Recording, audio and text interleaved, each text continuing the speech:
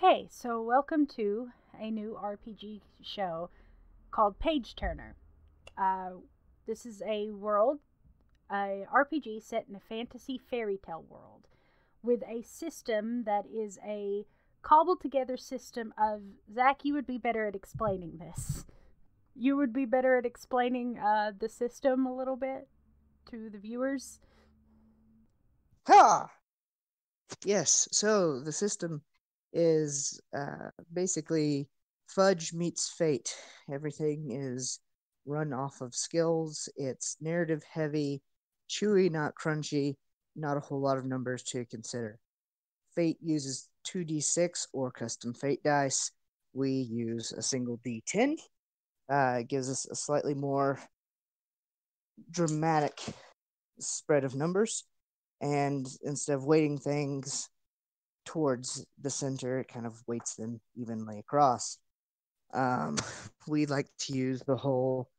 Yeah, we try to. The threshold for success is a 6, so it's what we roll plus our skill minus anything that makes it more difficult. If it equals a 6, then we succeed. If we get a nat 10, then we basically double succeed. If we get a nat 10 and it's over 12, then we triple succeed.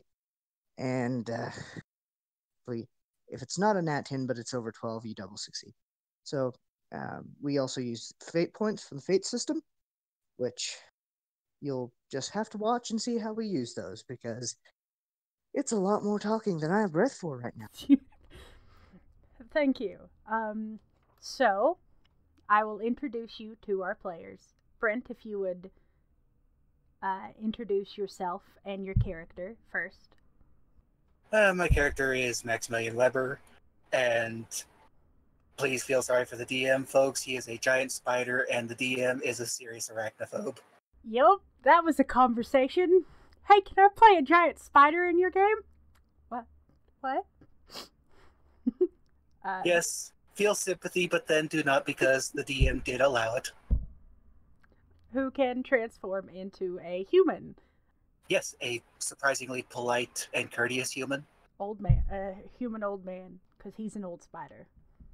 Yes. If you would introduce yourself and explain your character, Zach. I'm Zach, and I play Bardolph.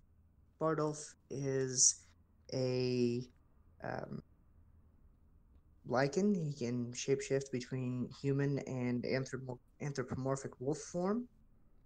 And he is part of the gypsy-like race that the Big Bad Wolf stories are based on. Yep, the wolf. He fell in love with his own little Red Riding Hood, and they went adventuring together. She left him for dead, and now he's hunting her down tirelessly, but nobody really knows what he wants with her. Right. So, and I will explain a little bit of what happened, because you guys are getting in on our third session of the game. So not a whole lot of explaining, thank goodness. We started off in the town where Beauty, from Beauty and the Beast, was from, which is kind of a bit of a tourist trap town, where our two characters are introduced to one another, and they decide to work together, and that Bardolph will help Maximilian basically be a tourist and travel and fulfill his bucket list. They go out and they decide to go and look at all the different stuff in the town, and then after they leave Belle's house, they are confronted with a literal Little Red Riding Hood named Lainey, who Bardolph immediately growls at, and they agree to help her. They ask if they can help her, with her task of going to her grandmother's house through the woods. They're attacked by a troll, and then discover a silver spider who's magic in the woods, and get some magic thread from her. And then they return back to the village, or where they ask Lainey if she would like to travel with them. She says yes, and they travel through the woods for a bit encounter a bear, which only made Maximilian really mad because apparently you don't wake up a giant sleeping spider because he gets cranky. I should tell you their end goal. They're working on their way to go to Maleficent's castle, which is bordering this country and the next. And that's where their journey is taking them. They're going to a town not too far from the one they started out in. And that is where we will start our adventure, as they are in the woods, about a half a day's trek to the town. After they woke up, you guys wake up from your rest. Bardolph accidentally cuddling the red, and both of them freaking out and still not making eye contact with one another as they walk through the woods. And that's where we'll start. You guys I guess Maximilian will be rounding up the group and getting them headed off. Okay. You guys get all of your stuff. I'm assuming you put your stuff, the tent and stuff, in Chester. That does remind me, Bardolph has a chest, which is basically like a mimic that is a bag of holding, named Chester. And are you, I'm assuming you're putting all of the tents and stuff in Chester? Yeah. In there with the bear hide and rations, and I think there's a lot of raw deer in there still. Yeah, I think so, Yes. because you killed the deer with your bear claws. But It's yeah, the deer's fault. It was too slow. you guys get all your tent and your gear set up. You start to head towards the town. Is there anything you guys want to do before we get to the next town? Nope. Yeah, just keep watch. Yep, just keep a lookout. We're Huh? not gonna be talking to. After all, she did just see me naked Oh, bathing, so I'm just gonna let that simmer, in her mind, and yeah, she's not made eye contact with him at all since they woke up. yeah, that's a bonus. So we're getting fairly close, it seems, to the town. Actually, that reminds me, I don't have any of my temporary dye, but you did say I didn't see any wanted posters for you, but it's possible that you may still be. I was going to say, if you don't mind, Maximilian, perhaps we could use some of your inks for the moment until I can get some more dye to get rid of the white in your hair. Just for it'll wash out, of course. I'd be willing to do that. I can even come into his hair. I wouldn't. I do not want like India ink grade dye permanently staining my scalp. Thank you. It won't permanently. I've done this before. It won't cause any adverse effects. You'll be fine. I suppose with his nose, he might smell ink for a long time. That's true. Well, just keep a low profile. I can do that. You guys get closer and closer to the town. You start to see walls. This is not a gated town. You would know this, Bardolph. And it's not necessarily heavily guarded either. But as you guys get to the edge, to the gate, Bardolph, you feel a hand placed on your shoulder.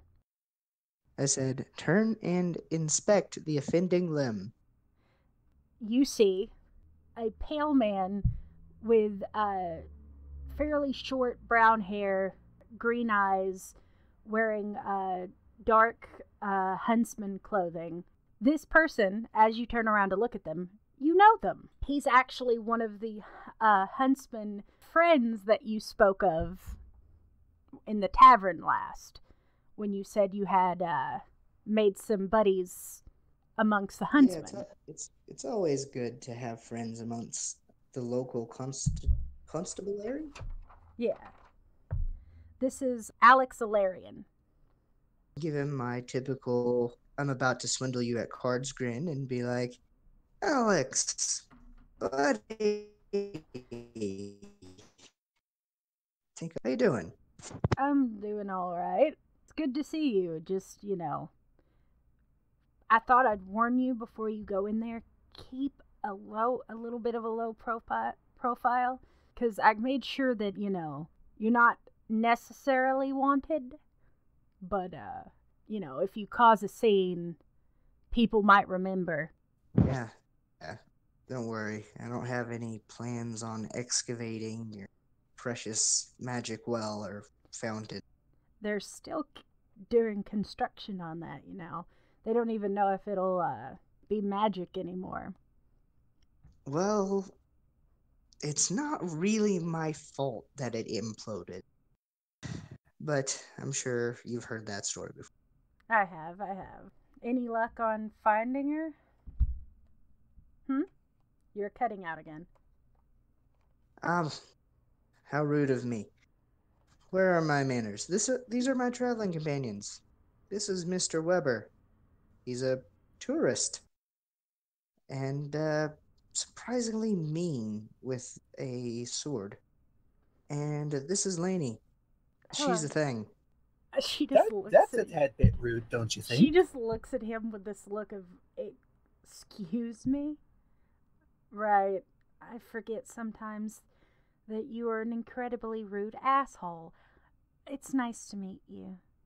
I'm Lainey Red. He looks at her and goes, I've seen you around here before. You do the running? Right. You and Reds, I swear. He just looks at Bardolph. It's already probably far worse than you think. It's really not. Why do people keep... Ugh. Just give Lainey a kind of mischief, aha, I made you trouble for you smile.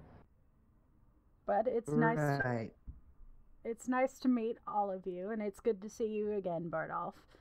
And that you haven't died, so that's a plus. Not for the lack of the world trying, I assure you. Have you had any luck? I think I'm getting a little bit closer. Every time I take a step closer to her trail, either something happens, gesture to the current, or I realize that I'm farther behind than I thought. Nothing moves quite as evasively as a sorceress. Well, I hope you find her, and do whatever you plan on doing when you find her. Well, she left me for dead, so I imagine it won't be great. Right. Well, enjoy the town. Do whatever. Don't cause too much trouble, please. Didn't cause trouble at all. We're here to see the sights.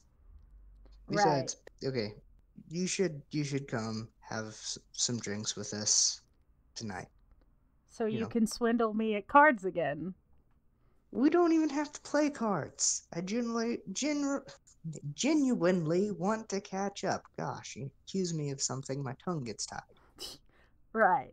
I'll go after work. And we can work together to fleece some people out of money. Oh my, they seem to be multiplying. Yep, you're meeting all the best people the world has to offer, Maximilian. So it would seem. Still, it's getting off on a better foot than most of my encounters.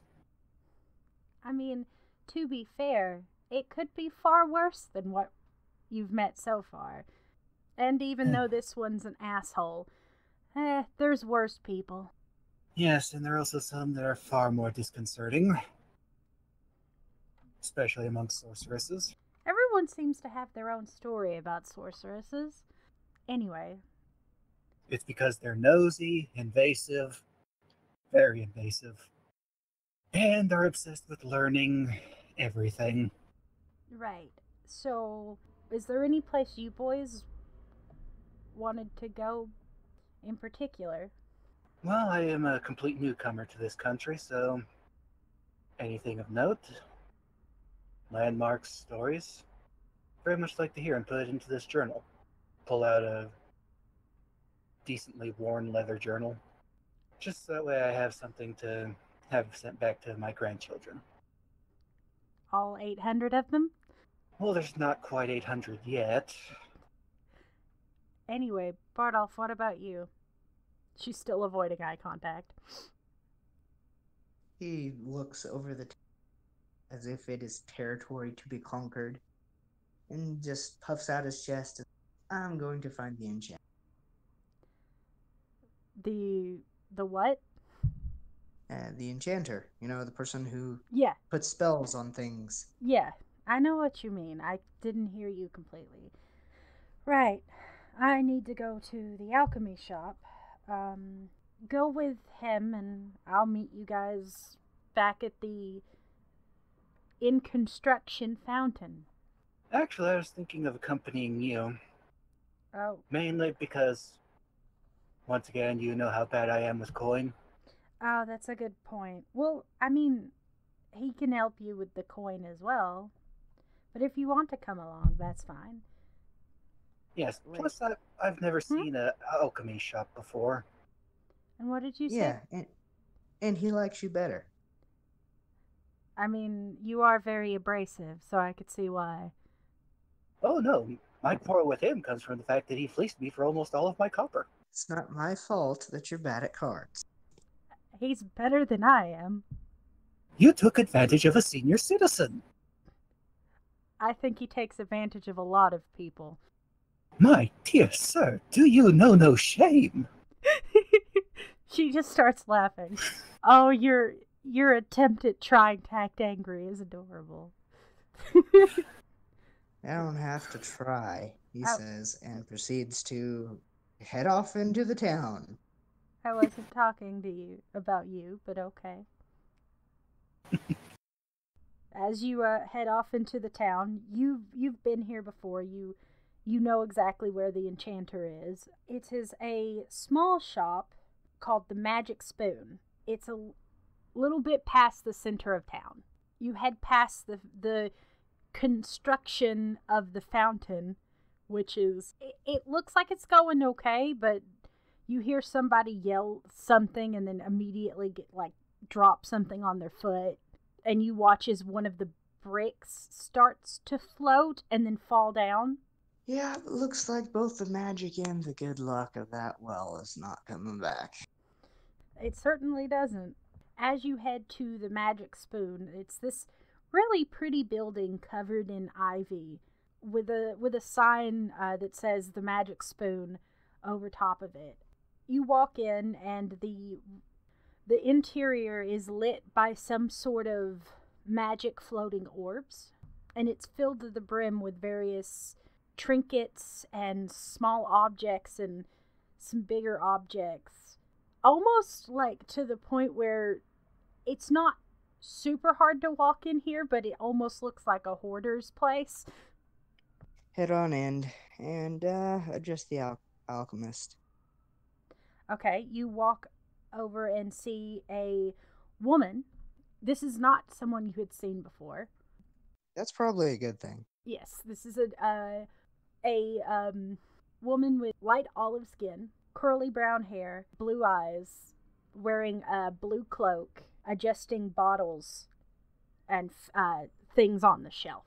So walk up to the counter and lean on it and say, "Is there any good spell work to be had around here?"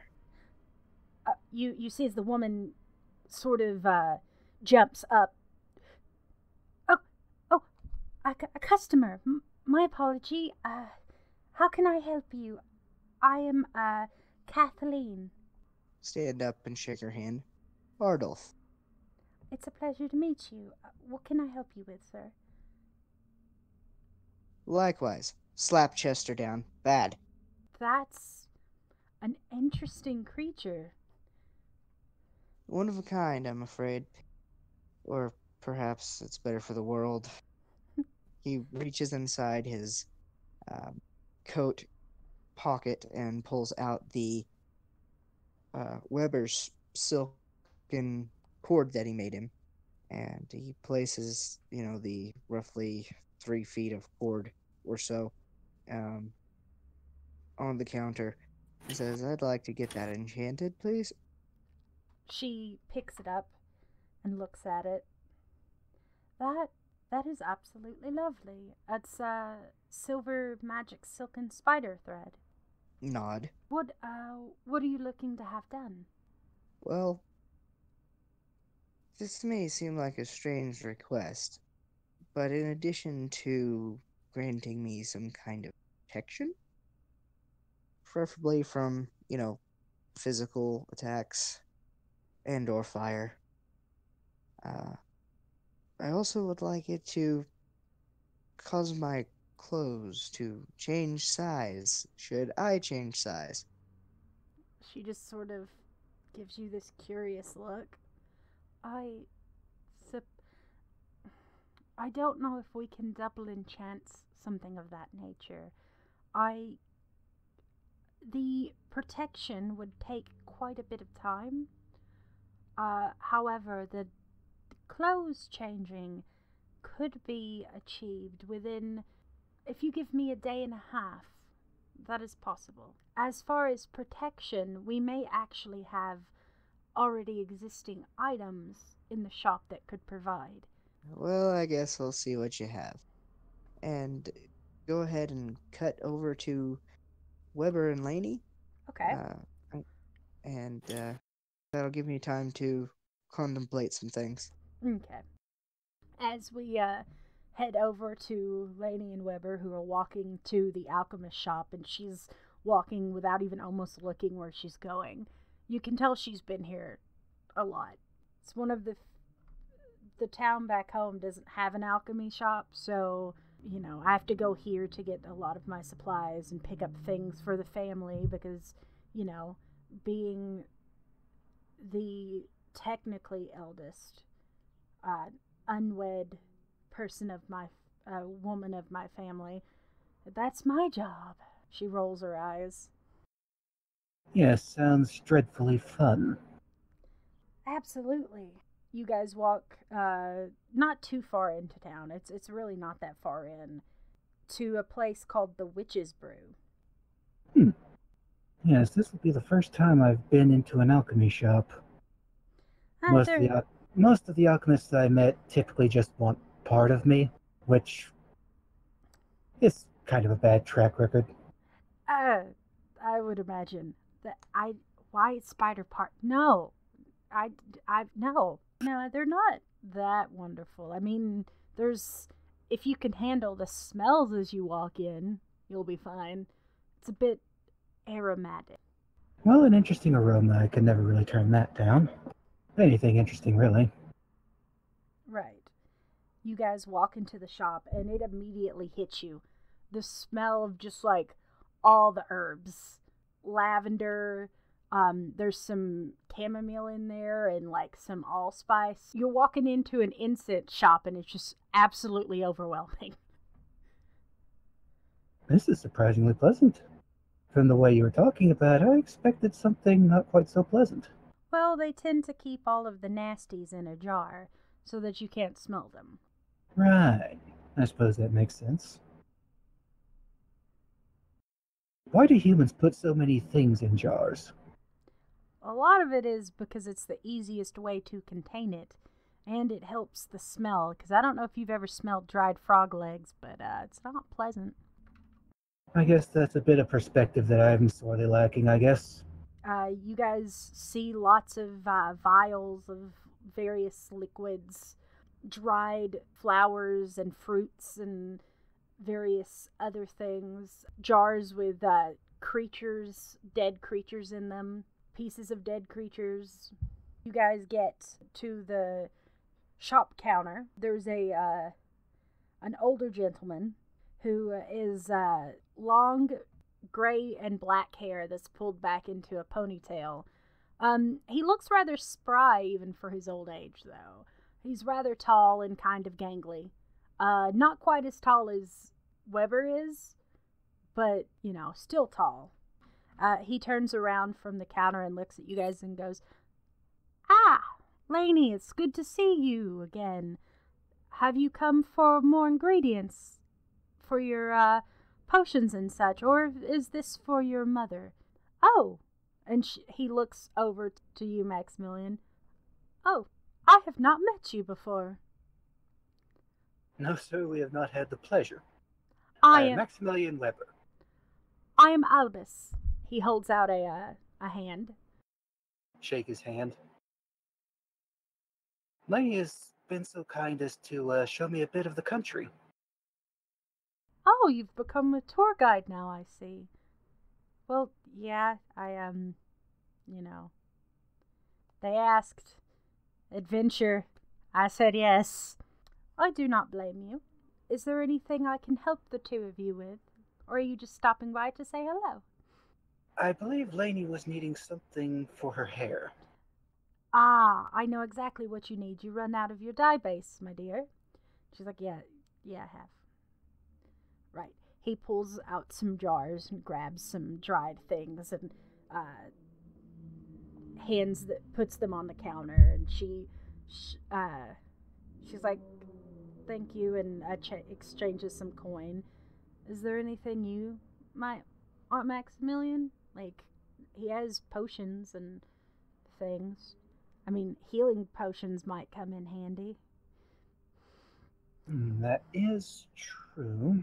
How much would 3 of these healing potions cost? Ah, those are regular healing potions, and those would cost you, I'd say, about 5 gold apiece. 5 gold apiece. Let's see. Very well, then I will take 3. Right. Hand him the coin. Those. Have Lainey help me make sure I got the proper count. No, nope, that's a silver. And she puts it back and grabs the gold from your pouch. Confounded multi-coin system. You now have 3 regular healing potions, which do 2d4 healing when you drink them. Nice. Is there anything else you would like to buy in the alchemy shop? No, I believe that settles what I need for now. Same, actually. She rattles off some ingredients that you don't quite know all of them, and he goes, "Of course," and grabs them, and they exchange coins. What do you plan on doing with this? She goes, we got some magic honeycombs I might see if I can do something with. Interesting. And with that, you guys leave the shop, and we will flip back to Bardolph, unless there was something else you wanted. I was actually wanting to talk to Lainey if Zach's fine. Go ahead. Okay. Alright. I must admit, Lainey, that thanks to you, I find myself mired in a quandary that I didn't quite see myself getting stuck in. She just sort of looks at you curiously. Might I ask what that is? Well, it has to do with why I'm traveling. I mean, you've heard me speak of my family, and I speak quite highly of them. Of Speak course. of my sons and daughters, and my fondness for my grandchildren. Right. So I am curious, why do you think someone like me who is that devoted to his family would leave them to do something as trivial and frivolous as seeing the world? Well, I would imagine that you got tired of what you were used to seeing, and you wanted to see something different. I don't know. That's why I'm traveling. I mean, fulfill a bucket list of sorts, I suppose. Well, that's the excuse I give myself anyway. Or rather, I give to people.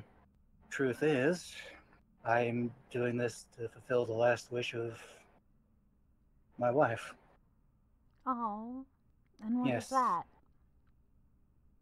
Well, when we first met, long before you were born, of course. Because you're old. Yes. Still, try to be young at heart at the very least. Go on, old man.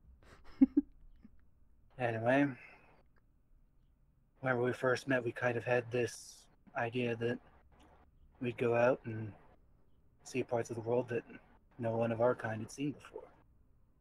Go out and see the ocean, climb the tallest mountain. That sort of youthful dream. Though I also had this wish to try to find who authored the first story and what that first story was. That is interesting. So you two never got to travel, so you're doing what the two of you always wanted to do. That's actually really, really sweet. Well, can't really complete all of what she asked of me, though. And that's Oh, what's posing this quandary. what is that? Well, the first part, you already understand, to fill the dream that we'd given up on to do what we did. Right. Second part, she insisted I go ahead and move beyond her memory and, as I'd originally intended, see the world with someone I loved. Okay. I told her it was impossible for me to do that, but I would imagine it would be. yes, well, she laughed at my kind of concern because Are you saying that you want me to find you a nicer old lady? Because I suppose I can do that. no. You see, my wife and I were deemed defective by our respective communities. No, We that is didn't- sad. We didn't latch on to that survival instinct the way others did, and were considered freaks of nature amongst monsters. That is quite odd. Anyway, I didn't really notice, but subconsciously, it seems that you've somehow caught my attention. You watch, she just sort of almost throws up a little bit in her mouth.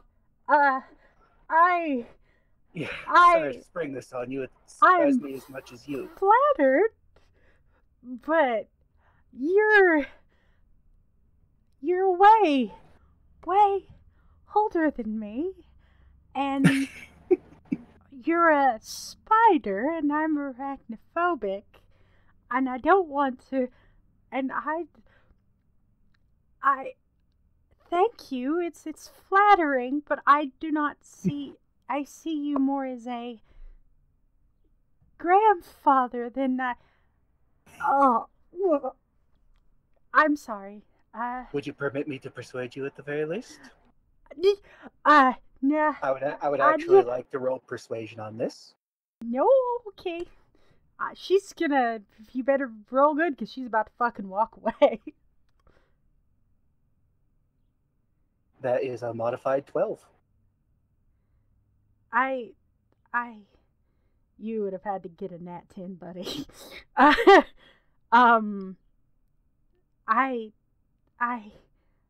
Look, I- I know what I am, and trust me, It's- there's it's plenty of not times what that I've you- wanted to change. Or it's that your age also has a factor. You're sweet, and I understand. You really are, but you. I don't. Just caress her cheek and just kind of. I know, spiders are greedy by nature, Look, and I know it's a lot to ask, but I'm not interested. I won't force you to consider it. I won't force your hand in this, I'm going to But- go. but I just would like you to know that. Thank you for telling me. I'm going to go find Bardolph, and as she runs off, you hear her mumble, "What is with everyone that I'm traveling with? First off, you just feel a hand clamp onto your shoulder. Falling, and you see the alchemist that you were talking to before. What is it with people sneaking up on me today? Oh no, not you. Sorry, Maximilian. That's rough. You're not used to... She's a good girl. I wouldn't push... I know. And I don't intend to push. Right. Matter of fact, I was even afraid to. It's been a long time since I've asked. Plus, I know that I am definitely not quite the usual type she'd even consider. Perhaps you should look elsewhere if she is not interested. Well, truthfully, I doubt I'd find anyone as remarkable. She is definitely an interesting person. I will give her that. I've been fortunate enough to meet a decent number of people. And she's the only second one with that much fire in her. You haven't really talked to very many Reds, have you? No, I've lived in the forest of Norfolk most of my life. Right. You should go introduce yourself to some of them. You want to see fire. And we will pan back to Bardolph. Bardolph. It just leans across the corner. Looks contemplative about what the alchemist has just said. He's like, really? There were two of them? There were. It was quite complex. I thought I was wild. So back to these magic items. Right. Have you... Well, as far as protection, we have, she puts a ring. This is a ring of protection. It will add a little more oomph to something if it tries to hit you. It's kind of like armor, but not quite. It adds a +1 to your defense. How much? Oh, that was quite quick. 25 gold. Okay. And are you still thinking about getting that enchanted? He takes the rope back and tucks it away into his coat pocket. Thinking about it. However, financially, adventuring doesn't always Well, pay. At least early.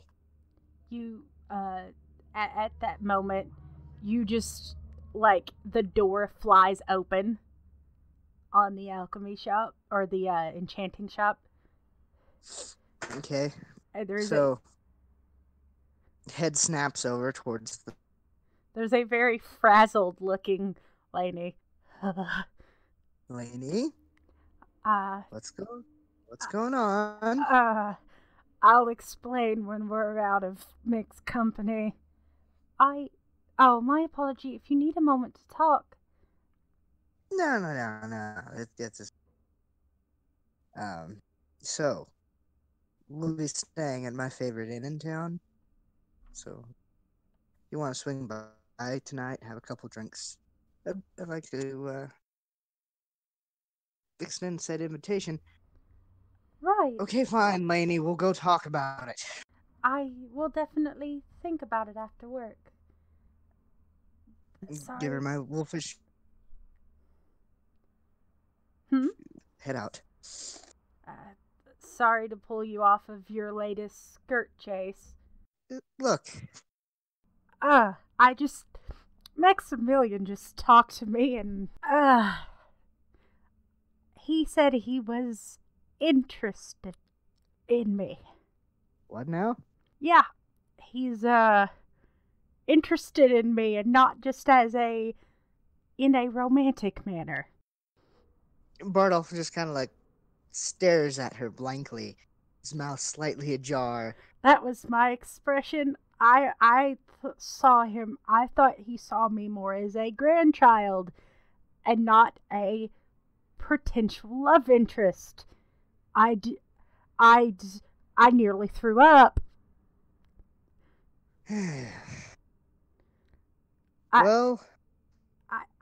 He kept... should probably... You told him no, right? Exactly. I felt bad because he was like, I did, because he was being sweet, but at the same time, he's like 3 times my age. No, he's like closer to 10 times age. And he's a giant spider. I don't want to say that's a problem. I mean, I think we could forgive your racism here. Look, why don't you do what comes natural to you and just pretend like nothing happened? Right, that sounds like a good idea. Yeah, just pretend like nothing happened, and we've both been really good at that. I'll continue doing that. Yeah, subconsciously bury everything. What? I don't. Nothing did happen. Exactly. Yeah. Fine. I've got what I came for. Let's find Weber before he gets swindled by someone other than me, and get a room. Get or the rooms. Several rooms. Yes, because I would imagine that you have someone to visit you later. She rolls her eyes. One can only hope. You are hopeless. I'm full of hope. I wouldn't say I'm. Besides, has anyone ever, have we considered renting a prostitute for Weber?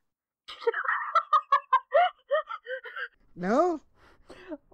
I'll take that as no. No. I'll go see if I can find some. I'll be back. Don't get. Yeah. Oh God. 3 rooms. Covering her face. You guys find. Are you still at the alchemy shop, or have you found the inn? Found the inn. Let's see. Last time I was in town and single. Oh God. You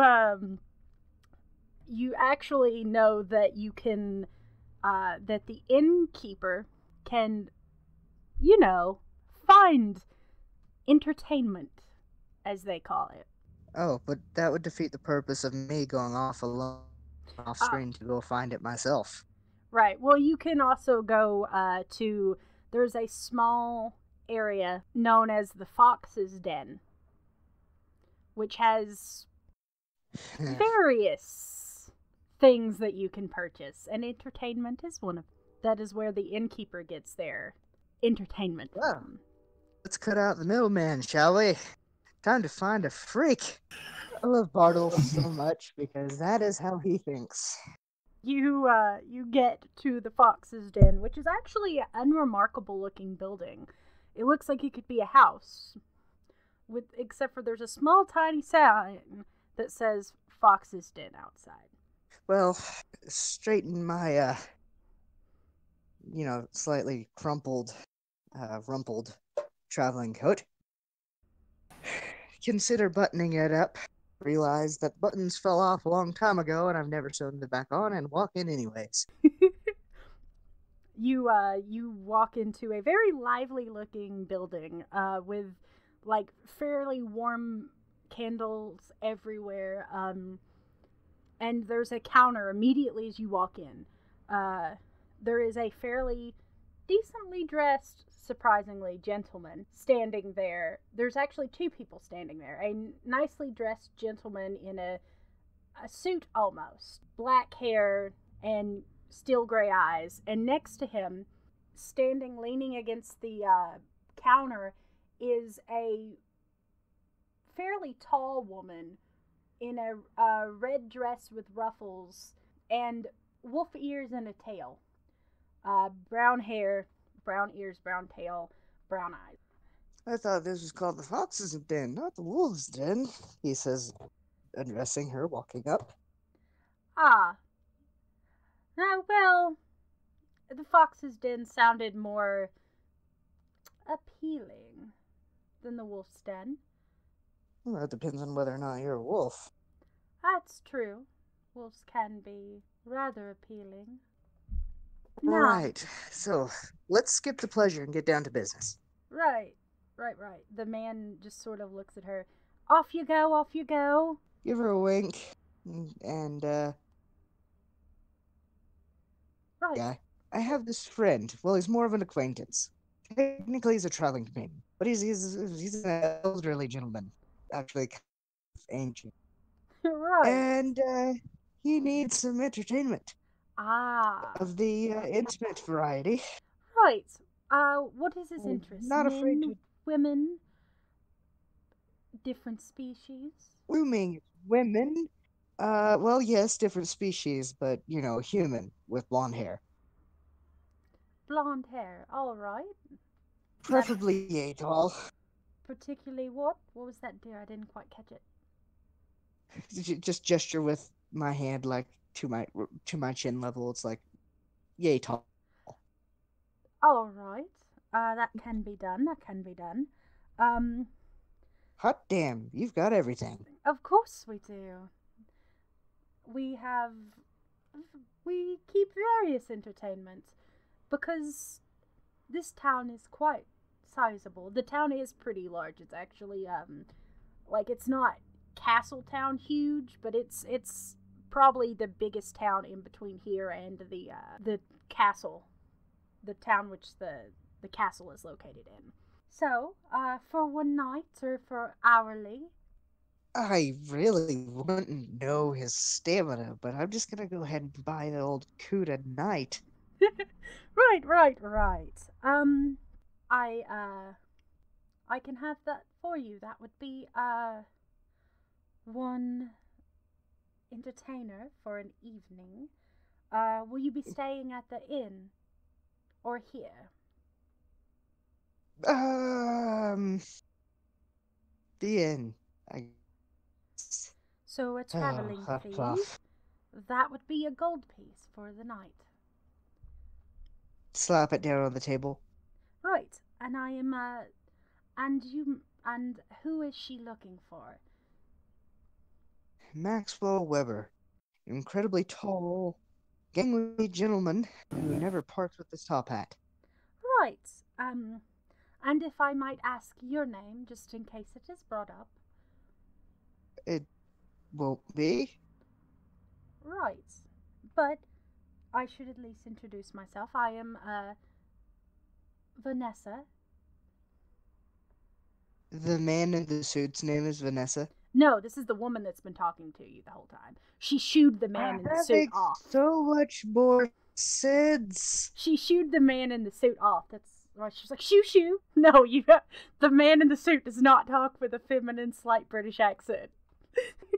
I don't judge. But I'm Vanessa. I am the owner of this establishment.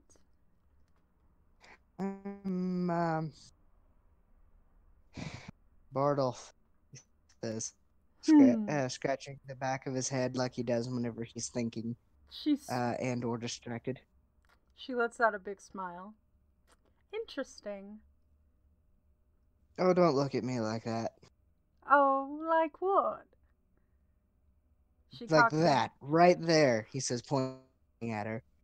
Oh, come on, Mr. Bardolph. Like I don't know when anything happens in my town. Don't worry. You're in no trouble, and I won't tell anyone. Okay, but that's not the look I was referring to. Oh. Good day, madam. I mean, you'd have to pay a hell of a lot more, dear. And she turns around. I will have your entertainment. Do you have a specific time in which you would like her to arrive? I don't know. Evening. All right. Would you like for her to immediately notify him of what's going on, or flirt about for a bit? Does he? Oh, definitely make it look natural. Right, can do. It will be noted, and she will be sent. Thank you for your patronage. If you wish for entertainment of your own. No thanks, he says, turning around and walking off. Ah, disappointing. Good evening, Bardolph. Wave. Madam? He gets outside, gets onto the street, and he like bends over and he goes, huff puff, that was hard. you head towards the tavern, and there is a Lainey standing outside of it. Right. Did you actually go through with it? Tell me you didn't actually go through with it. This is Laney. Yeah. Huh? He says like as if he didn't hear walks into the inn and proceeds to order food because oh my gosh, it's been so long. She follows it's been like behind. 4 hours. And standing at the bar, or sitting at the bar as well, is Mr. Weber.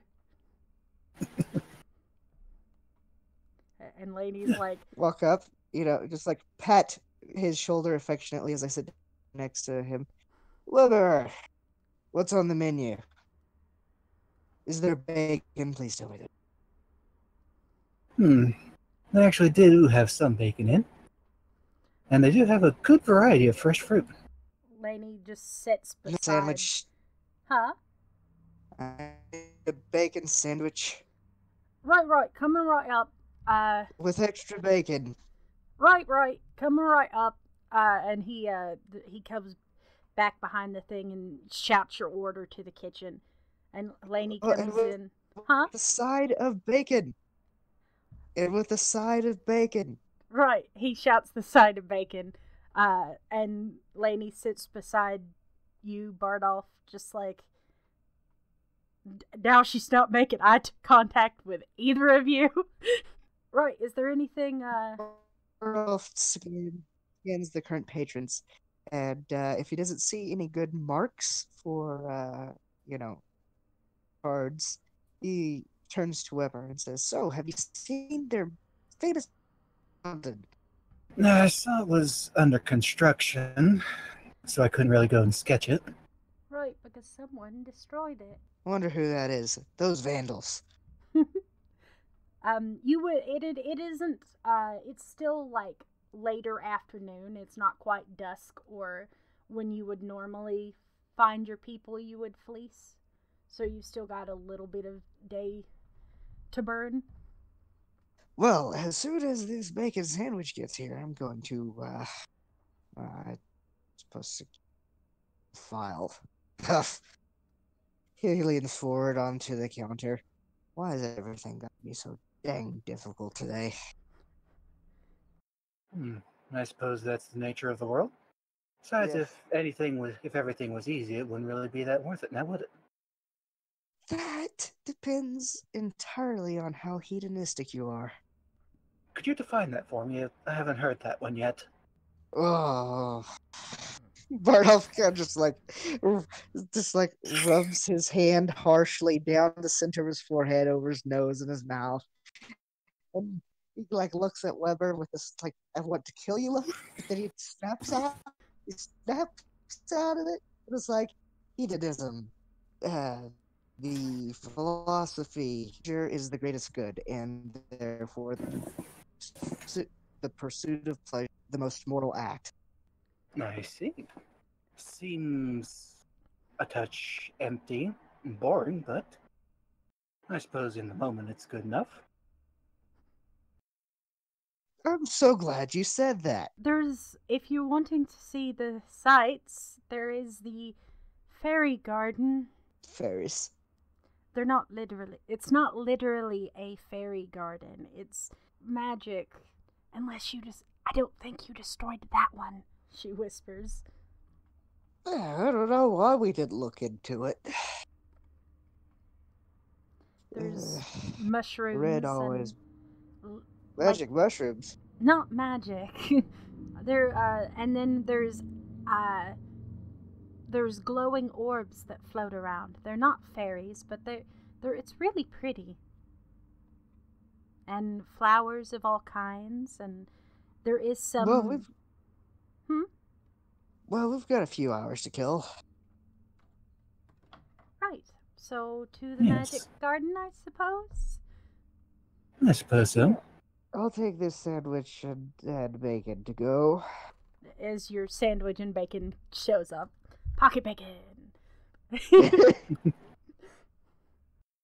I'm slightly more refined than that. I wrap it in something like paper or even cloth. I don't care. Then as the other two are leaving, Bartolf, lags behind is like, so if a particular night comes asking for that old coot over there, we'll be back in a couple hours. Right. Okay. He just sort of gives you a raised eyebrow. Thanks, Okay. man. Give him a fist bump and head out. Okay. He returns it. You catch up to them in their awkward silence. You two. You remind me of a couple of penguins. Penguins. Yep, waddling alone, but together, in silence. That's I don't think I've ever heard of a penguin. they're flightless birds that live in really cold weather. And they fly, but only underwater. Then shouldn't they be classified as something other than bird? I don't know. You know, I've had this discussion before, and I lost, no matter what side I was on. Right, so to the gardens then. Yes, I'm kind of curious to see what kind of flowers this country has opposed to Norfolk.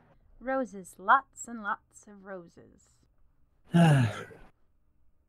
There are other flowers, but roses tend to be the one that... It's the claim to fame, because it's what attracted the beauty to the beast. Ugh. Yeah. Roses are a bit overrated, I will admit. See, he's a man of distinction. What are your thoughts on it, Bartolf? My thoughts on it are Beauty was attracted to the beast because he was a beast. Why does that not surprise me? Yeah, because it's probably the truth. He says, through a mouthful of bacon. For initial attraction, yes, perhaps, but from the story at least, they make it seem a bit more than that. He is voraciously devouring the bacon sandwich. I mean, let's be real here. He kidnapped her, kept her hostage, and, Times were different then. He was, nobility, and she was a peasant. Because that still makes it okay.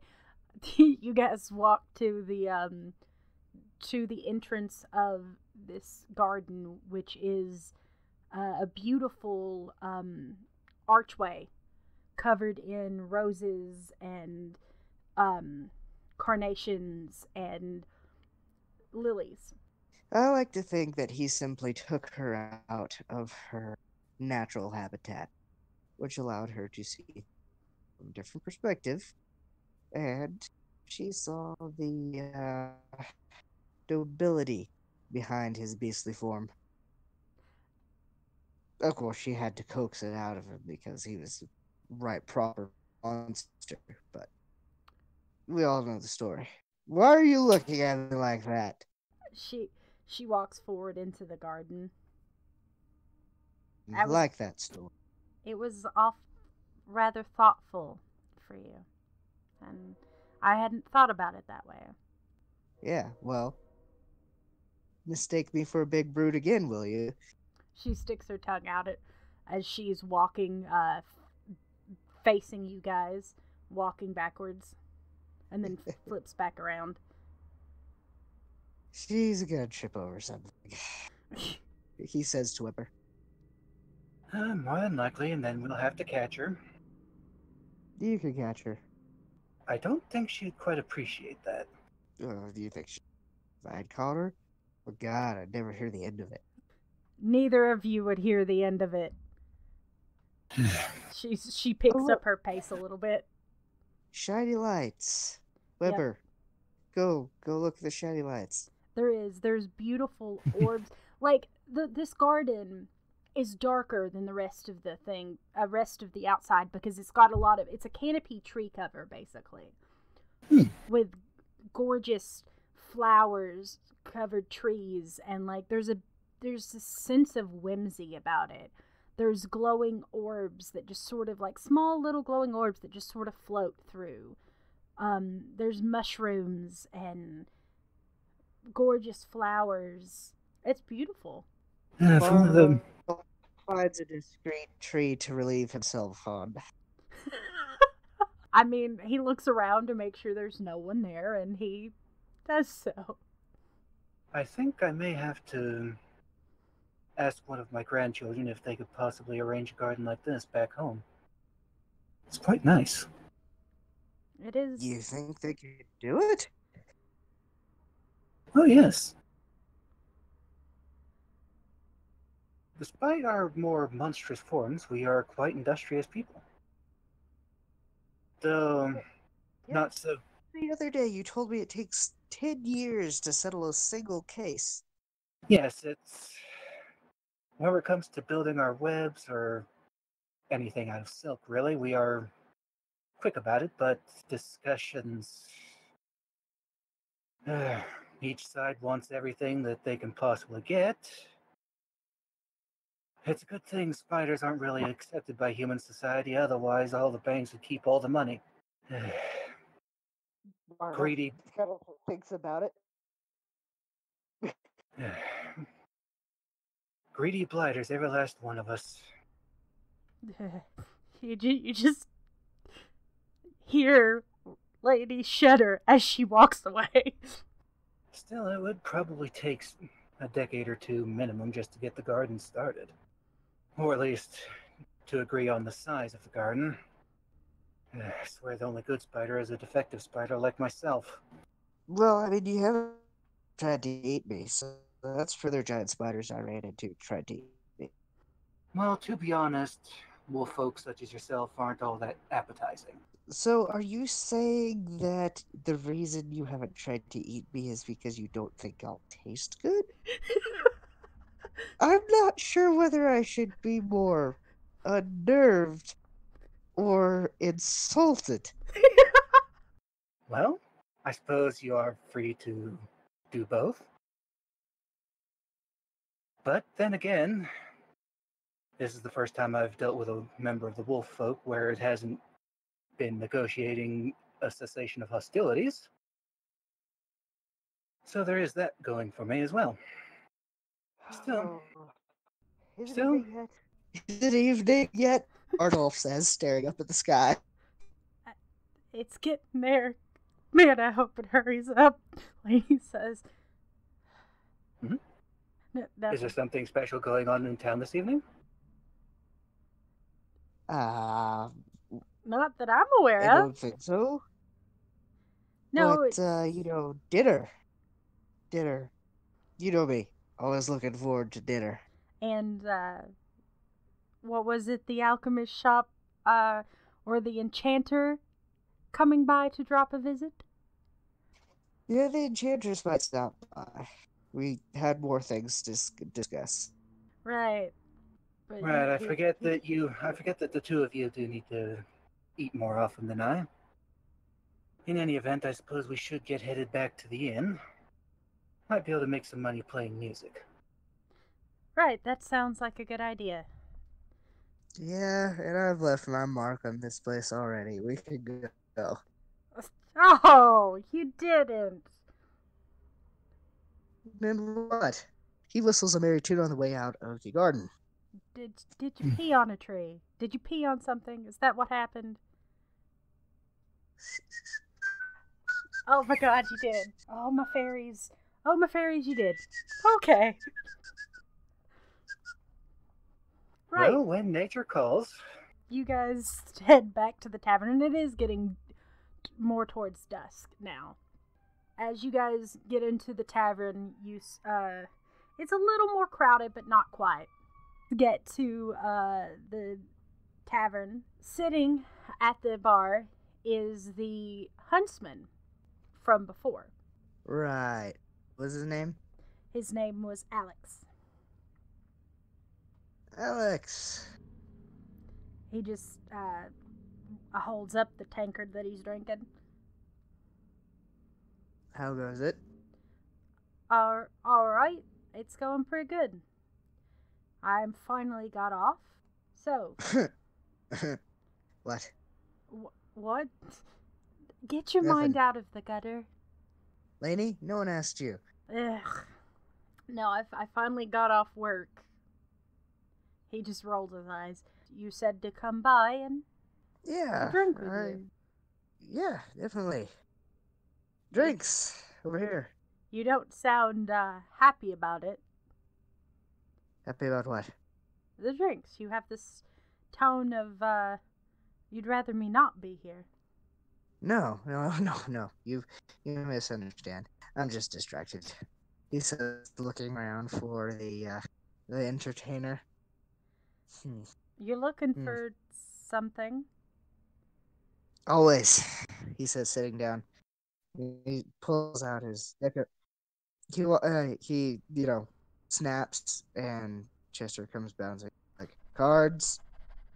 About that time, the door does open to the tavern, and a 5'4" woman in her early 20s, blonde hair, curled down to her chest, in a rather low-cut, pleasant peasant blouse and a long red skirt, comes walking in to the tavern. Where are you sitting, Maximilian? Are you at the bar? Sitting at the bar, gently strumming the harp. Are you playing or just practicing? Kind of warming up to play at the moment. Okay.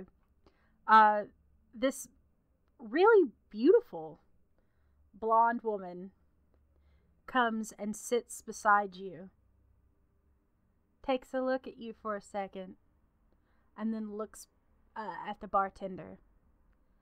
Can I have some wine if you don't mind? Sure thing. She puts her delicate wrists on the bar. You play harp? Yes. An old friend and actually taught me. That is quite astounding. It's not an instrument that most people play. Usually they play the lute or the flute or other things of that nature. I've heard that the harp is quite a difficult instrument to learn. Yes. Can be a bit tricky, but my fingers are nimble enough for it. I would imagine. She gives you this just wry grin. Forgive me for being rude. Maximilian Weber. Oh, my apology. Kelly. It's nice to meet you, Kelly. Nice to meet you too. Well, Kathleen, but most people just call me Kelly. I see. Still, both names do sound quite nice. Thank you. She holds out her hand. Shake her hand gently, and do his usual introduction of kissing the back of it. Such a gentleman. Yes, well, I did have a rather insistent teacher of etiquette. Well, they have quite taught you well, it seems, and you're dressed quite dapperly, I see. Thank you. It's kind of difficult to keep it well tailored on the road, but I have managed. You've done well. You look quite striking. Thank you. You tend to be the So- most... Bardolph is so interested in watching this out of the corner of his eye and not doing anything to like give himself away, so that he's so like interested in that he's actually losing at card. You spot a few, two burlier looking dudes that look like they would be perfect marks. Hey, Alex. Yeah. What is it, man? Those two. Right. Sounds like a plan. And before you can leave the bar, is that the thing you were talking about? Lainey says. Yeah. Right. I'm just going to sing without him. Good luck. You go and you head to the gentleman's table where they're sitting, drinking. Hey, you two look like fine chaps. What say you to a game of cards? The one guy who's a little bigger than the other one goes, "Sounds like a plan. We were actually just talking about playing cards." And the other goes, right, sounds like a wonderful time. I'm Fitz and this is Roy. Great. I'm Bartholomew. This is my friend Alex. You're one of them huntsmen, right? And he goes, I am. Right. You guys get down and sit at the table and you get your cards drawn. Are you still occasionally looking over to the train wreck that's happening at the bar? Nope. Okay. It's time to make money. Right. Shoots and magic items have one thing in common. They're both way too expensive. The woman looks and goes, do you drink? As she grabs the wine glass and swirls it around. I do on occasion, but alcohol doesn't really affect me as much. Well, it is quite the place for drinks. They have some of the best. Do you have a preference? Well, so long as it really isn't the cheap ale that most adventurers stock up on. I wouldn't even consider putting that swill in my mouth. She motions to the bartender. Get this man something really strong and not terrible. The bartender nods and pulls something from under the counter and pours what looks to be like a dark green liquor. God damn, it's absinthe. Bardolph he actually takes notice of the absinthe and is like, heh, this will be great. And she puts a small bit of coin on the table and pushes it towards the bartender. And the bartender brings up the glass. And at this point, Lainey's just like, and pulls something out of her satchel, pulling up a small lute, and has already started performing and singing, just ignoring the fuck out of everything. And she's really good at both. I've never seen this kind of alcohol before. It's What's it called? absinthe, I do believe is the name for it. They call it the Green Fairy sometimes. This is strong. I wasn't expecting quite that. But if you have a very high tolerance, that should loosen you up a bit. Loosen me up. Strange choice of words. Well, you seemed a bit tense. Traveling from the road, I'm sorry about that. Oh, it's okay. I'm very good at reading people. And you seem to be the most interesting person in the bar, so quite an interesting conversationalist. I prefer those. Well, the interesting conversations that I have do tend to unnerve people, actually.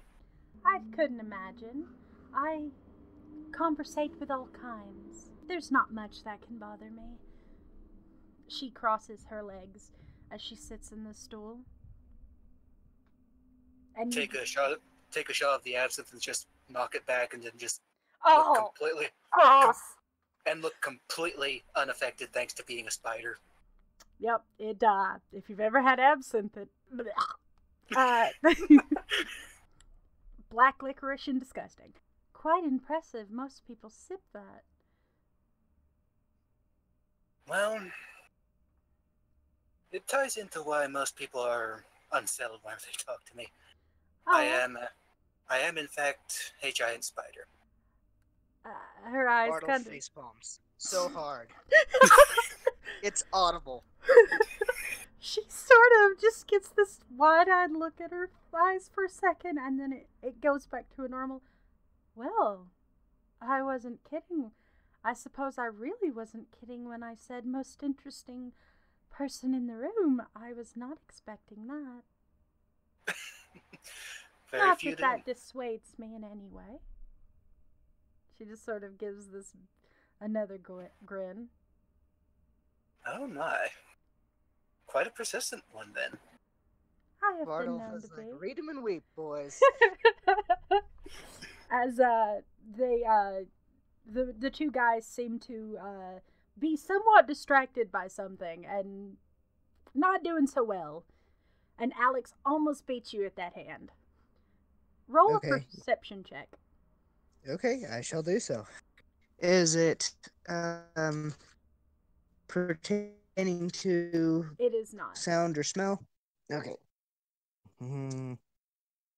Dice. Ooh, that's 11. Oh, well, yeah, you notice what they're being distracted by. They're very occasionally catching glances at the person who's singing, practically fucking drooling at times.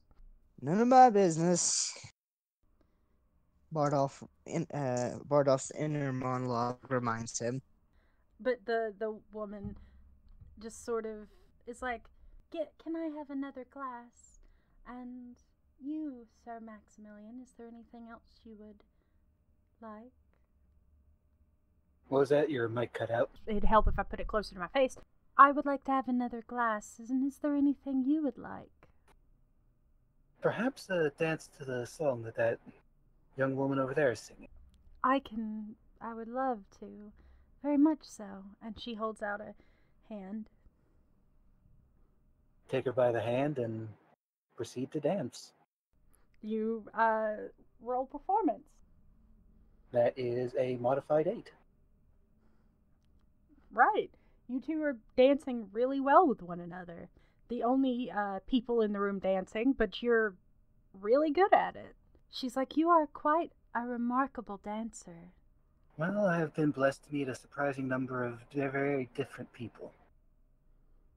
And because I get to meet so few people, I always try to learn something from them. That is quite a good outlook to look. I'm always meeting various people myself.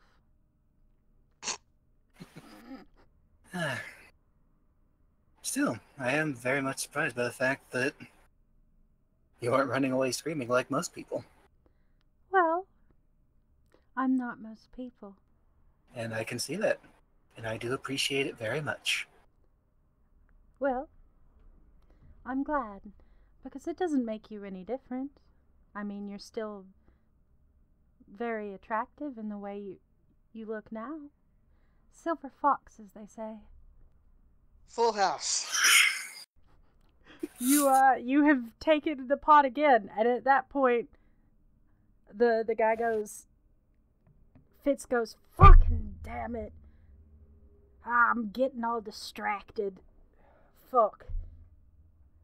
Oh, maybe you should pay more attention to your cards and less to the dames on the stage, huh? Well, I mean, look at her. I wouldn't mind being her big bad wolf huff and puff, if you know what I mean. I know what you mean. Shut up and deal. Yeah. He deals, and as they're dealing, there's a few more less than savory things. I mean, that's pretty tame. Yeah. Well, yeah, but you know, some not so tame things said about Lainey. Okay.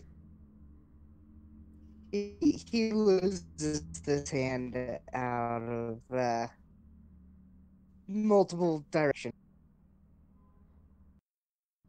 He forgets to cheat. And you also see that the Mr. Maximilian is dancing around with the woman in which you hired, and Lainey's still singing. And the guys are like, huh, you're not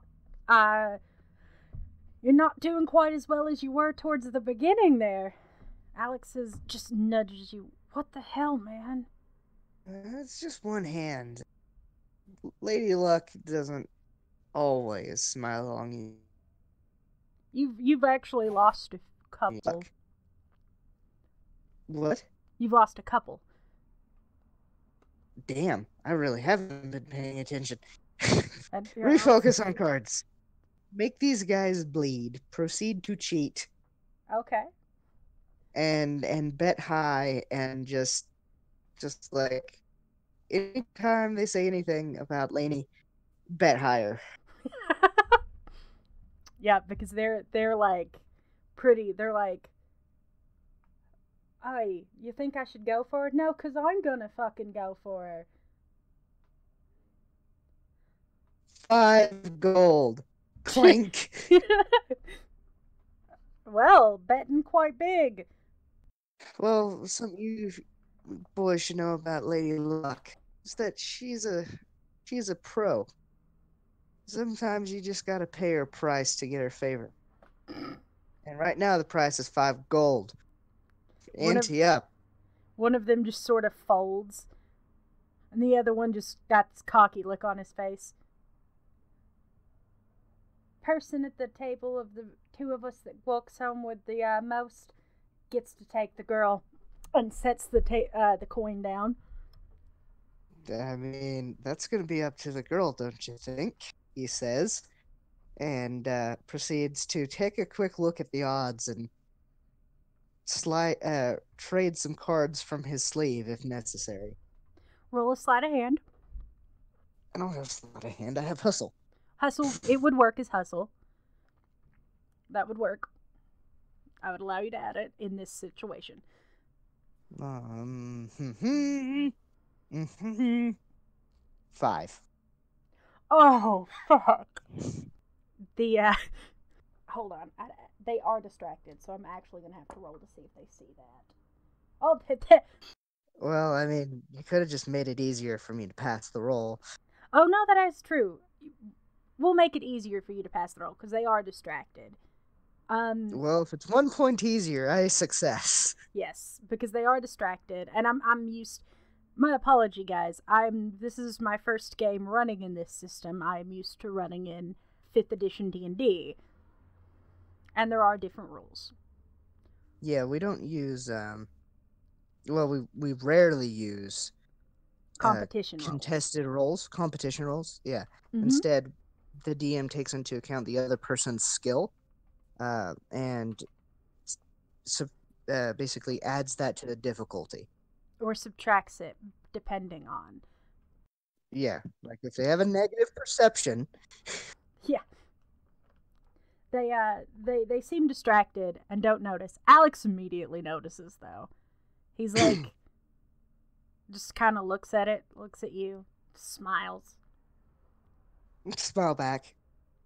We're still splitting it 50-50. Right. And you win, like barely, but you win the hand. Whew. Fuck, Wonderland's fucking shit.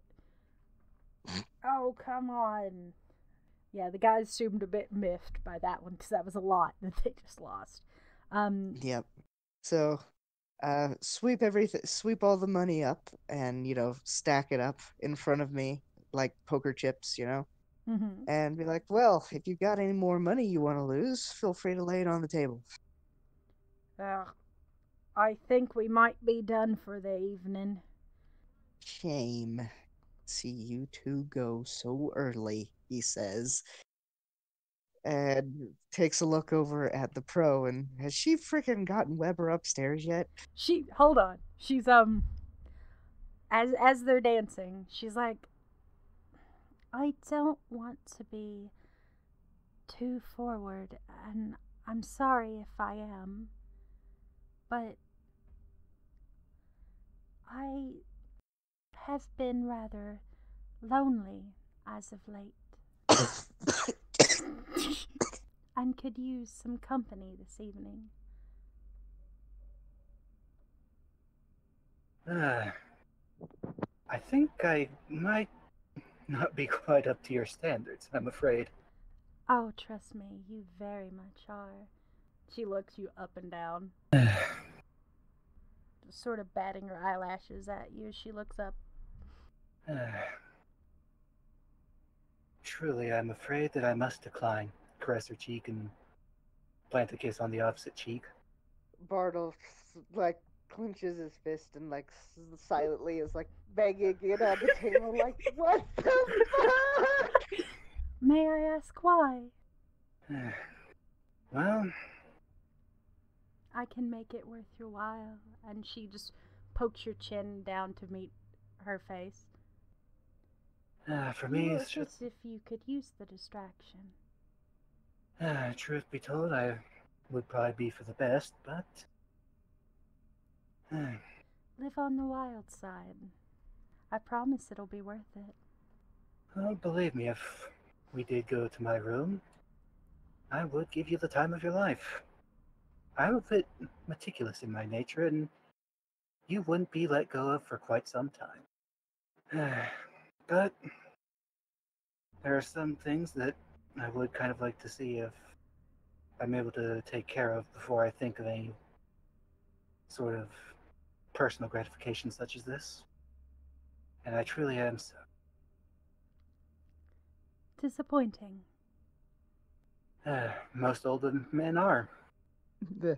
Mardolph can't help it. He kind of giggles. He's like, goddamn cold. Well, I suppose I will take my leave. If you change your mind, I am staying at a room here. And she gives you the room number. Thank you. I will keep that in mind. Please do. Good night, miss. Good night. As she goes to head upstairs, she walks past your table, and without even stopping, she goes, "Love, I tried." You did good. You did real good. I was thinking about making a pass at you myself. Well, I mean, you're the one who paid, so if you're interested and he doesn't go for it. Send me the bill. And she walks upstairs. Where is that enchantress? She freaking enchanted the hell out of me. Tell you what, Alan. Right, the things that an enchantress can do with her fingers. Right, you mean Kathleen. Yeah. You are hopeless. You have a type. You know that, right? No. You're either going for the folk who are interested in magic or the redheads. Or sometimes both. Look, man, redheads are just gorgeous. You don't understand. I'm with you on that one, because I'm not going to lie, as obnoxious and filthy as those assholes were, the person you have with you is very attractive. You should ask. Here's your half of the winnings. Buy her a drink. You think I have a chance? You're not me. That's all I know. He just sort of cocks an eyebrow. Wait, you're not interested in her, are you? If I was interested in her, would I be telling you to go buy her a drink? Point. But you said you know what, I'm not going to read too much into it. Vamos? Fine. Once the woman is gone, just pick up the harp and sit down next to Lainey and join in with her song. As the song comes to a close, Lainey leans over and goes, "Huh, that woman that you were talking to seemed awful interested." Suspiciously so. Oh, people are into all kinds. I mean, there's women that are interested in that, as she points to Bardolph. Bardolph, head snaps over, because obviously he heard it. He just kind of, furrows his brow at her, you. So, I mean, what's to say that there can't be women interested in you? What was it she called you? Silver Fox? Shudder at that. You should go for it. Bardolph shuffles cards furiously. You should go for it. She seemed your type, I think. Well, for as much as I would appreciate the distraction, she's not my type. Oh. Besides, anyone that doesn't kind of seem wary of the fact that I am a spider automatically makes me suspicious. What was it? You said she could be an arachnophile. Shudder exceptionally hard at that. If I told you half or even the first 3 things that arachnophile sorceress asks, you would lose your lunch and your dinner and your next breakfast you haven't even eaten yet. Probably. But no, I think you should... Huh? Speaking of dinner, dinner! You grab the food, and about that time, the enchantress walks in. Try to resist inhaling the food. The enchantress walks in and sits next to you. Hello. Hello? I got out of work a bit late. Some things had to be... some late enchanting. He swallows and is like, takes a drink. He's like, I just want you to know how proud of me you should be for resisting all sorts of bad enchanting pickup. She just lets out a giggle. Honestly, I would be amused to hear them. I do get quite amusement out of them. They're a bit ridiculous, and they never work, but they're funny to listen to nonetheless. Like the most classic one is, did you put a spell on me? Because I've heard that one. And then there's some more crude ones we'll skip over about enchanted things. He starts going over his long list of cheesy pickup lines that he has acquired over the years. She's laughing. Keeping an eye on his 2 traveling companions and his old friend from the constable area. Yeah, as that moment, Alex sits next to Lainey, who's taking a break from singing, and you see them chatting, and he puts some coin on the table, and the bartender comes up with 2 drinks. You are Bardolph's friend, yes? That I am? Alex? I should reintroduce myself properly this time. Maximilian Weber. Pleasure to meet you. Pleasure to meet you as well. I suppose you made quite a bit of money with our friend Bardolph. He does have the propensity to make quite a bit of money, and it didn't help that it helped that our marks were thoroughly distracted. I suppose they were, I say, looking at Lainey. What? Why is everyone looking at me? Bardolph isn't looking at her. Bardolph is staring deeply into the enchantress's eyes. No, the other 2 are looking at her. She's like, why is everyone looking at me like that? Because you are an excellent source of distraction for people to make money. I'm not gonna... I don't know how to take that, but okay. She takes the drink and chugs it and, shoots it back.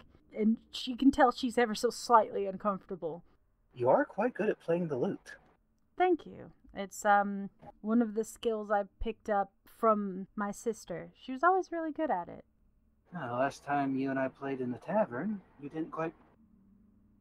you didn't take it out. No, because you were playing, the harp. You were thoroughly distracted, so I went ahead and started without you. My apologies. It's okay. I fully expected you to not stick around.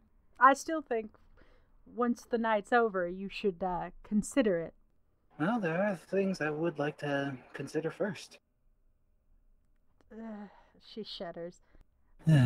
Still, the night has so far been enjoyable. Well, that's good.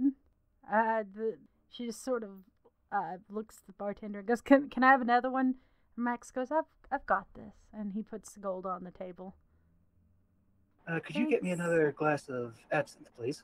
Sure thing. And he puts it on the table, and he's like, "That's a silver." Hand him 3 silver because I'm gonna need 3 of these. Oh, okay. Big guy, you'll think you can handle this? Yes. He lines them up, puts the sugar cube on top of it, lights it like he did before. All 3. And you, Bardolph, you're sitting there talking to I'm currently going over his last enchanting pickup line. It's like, what other magical things can you do with those fingers of yours? Wouldn't you like to figure out? Very much so. There were talks about drinks, were there not? Sure. Whiskey, if you don't mind. Yes. Somebody's not afraid. I don't normally drink the frilly girly stuff, to be honest. I know my appearance quite to the contrary, but Frankly, you look like one good drink of whiskey will knock stool, though. If I have to carry you home, I'm gonna have to charge a delivery fee. no, I Not think I can. because mostly because that would just be a real letdown for my night.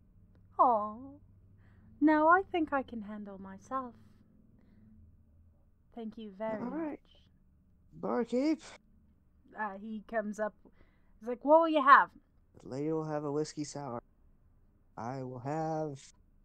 What's that? Yeah, that thing right there. That, you sure? This'll knock you on your ass. Bring it.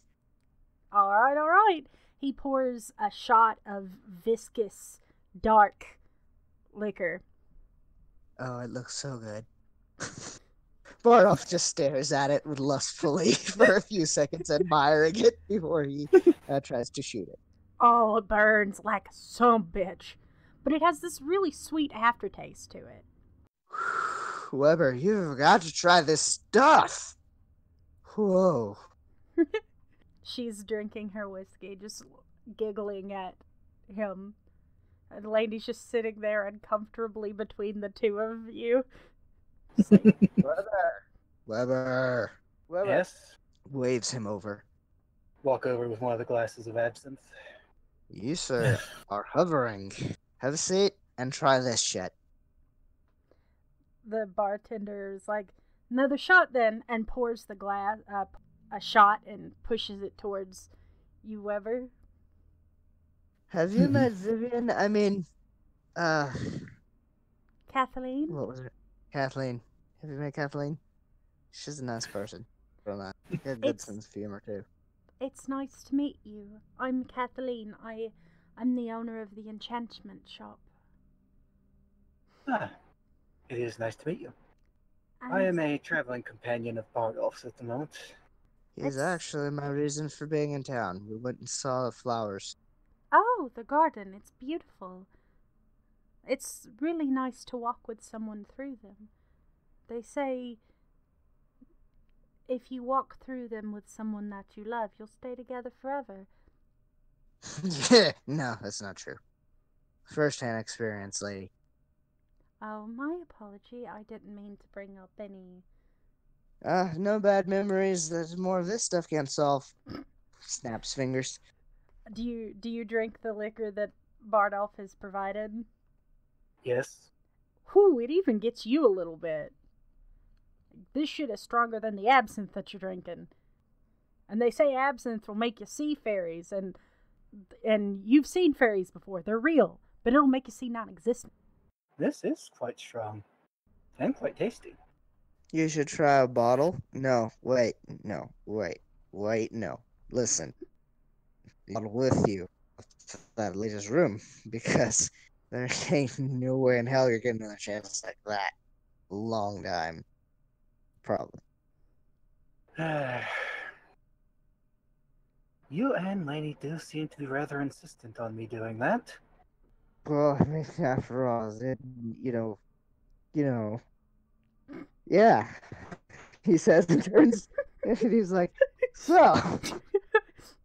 If you have Look, a woman that is just interested in you, you should have perhaps return it.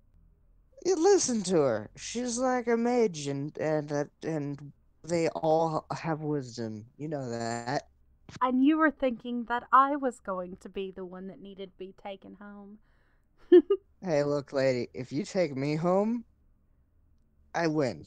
She's on her like third glass of whiskey and just like maybe a little flushed, but nowhere near as tossed as you seem to be. Not even faking it. Huh? Bardolph's feeling pretty good. He's not faking it. Have you tried absinthe? Me? Yes. I actually haven't been brave enough. Walk over and grab one of the glasses I hadn't drank and put it in front of Bardolph. Very kind. I probably shouldn't, but gulp. Now, I don't need you puking on me, she says. Yeah, that'd be so gross. I'll have you know I've never puked on anyone before. Oh, wow. You should stop while you're ahead. I can feel my fingers. And you can't normally. Why don't you let me take you upstairs and I'll teach you some of my spellcraft, huh? You know what? That pickup line might actually work. And I mean, it was more like a straight proposition. Okay. Right. And she gets up off the stool, and the two of you walk upstairs. Bye, Weber. Have a good night. Just give him a quiet wave, pick up my harp, and start playing some songs on my own. Yeah, Lainey is still sitting there talking with Alex. It gets a little darker. Like, you see the patrons starting to filter out.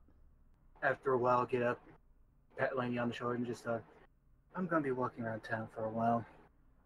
Have fun. Okay. Don't get lost. I doubt I will. Gramps. And is there anything you want to do while you're walking around town? Go back to the garden and start sketching. Okay. As it's starting to get nightfall, it's even prettier, the lights. There's not as many people later. You see walk in a taller woman, a little ganglier, with brown hair with bits of silver in it, a very pale, almost white complexion, with yellow eyes, humming to herself as she walks through the garden, smelling the flowers. Kind of quickly, as she's smelling the flowers, capture that image in my head and just kind of sketch it into the book. She's walking around through the area, and you notice something interesting. You know how you have this tendency to draw spiders? Mm-hmm. She has a procession behind her as well. Just kind of, as she gets within earshot of me, just go, "It is a nice evening, isn't it?" Oh, it's quite lovely. These gardens are beautiful. I've always heard them talk of it. I'd always wanted to visit them. Well, it's good that you managed to visit them then. I live outside of town and don't fairly ever go into them. I could notice. You have a few followers, I say, smiling and pointing to the ground behind her. She turns and looks at them. I told you to stay home. Shh. You hear her say in Drider. Respond to her in Drider. I wouldn't worry too much about them. She just gives you this thoughtful smile. Huh. Quite interesting. I don't get the chance to meet many of my kind from other countries. I was a bit surprised. Huh. Not often do you see any of our kind in the city. That is quite true. Especially when everyone's so far from home. I came here all the way from Norfolk. Wow, that is quite a ways to travel. What brings you here, if you don't mind me asking? The attempt to fulfill a dream that I'd put off for way too long. That is quite a noble thing to do. I'm Morrigan, by the way. I'm Maximilian. It's a pleasure to meet you. Likewise. Is this your first time to this town, since you're not from here? Yes, it is. Truth be told, it's mine as well. Well, mine in this form.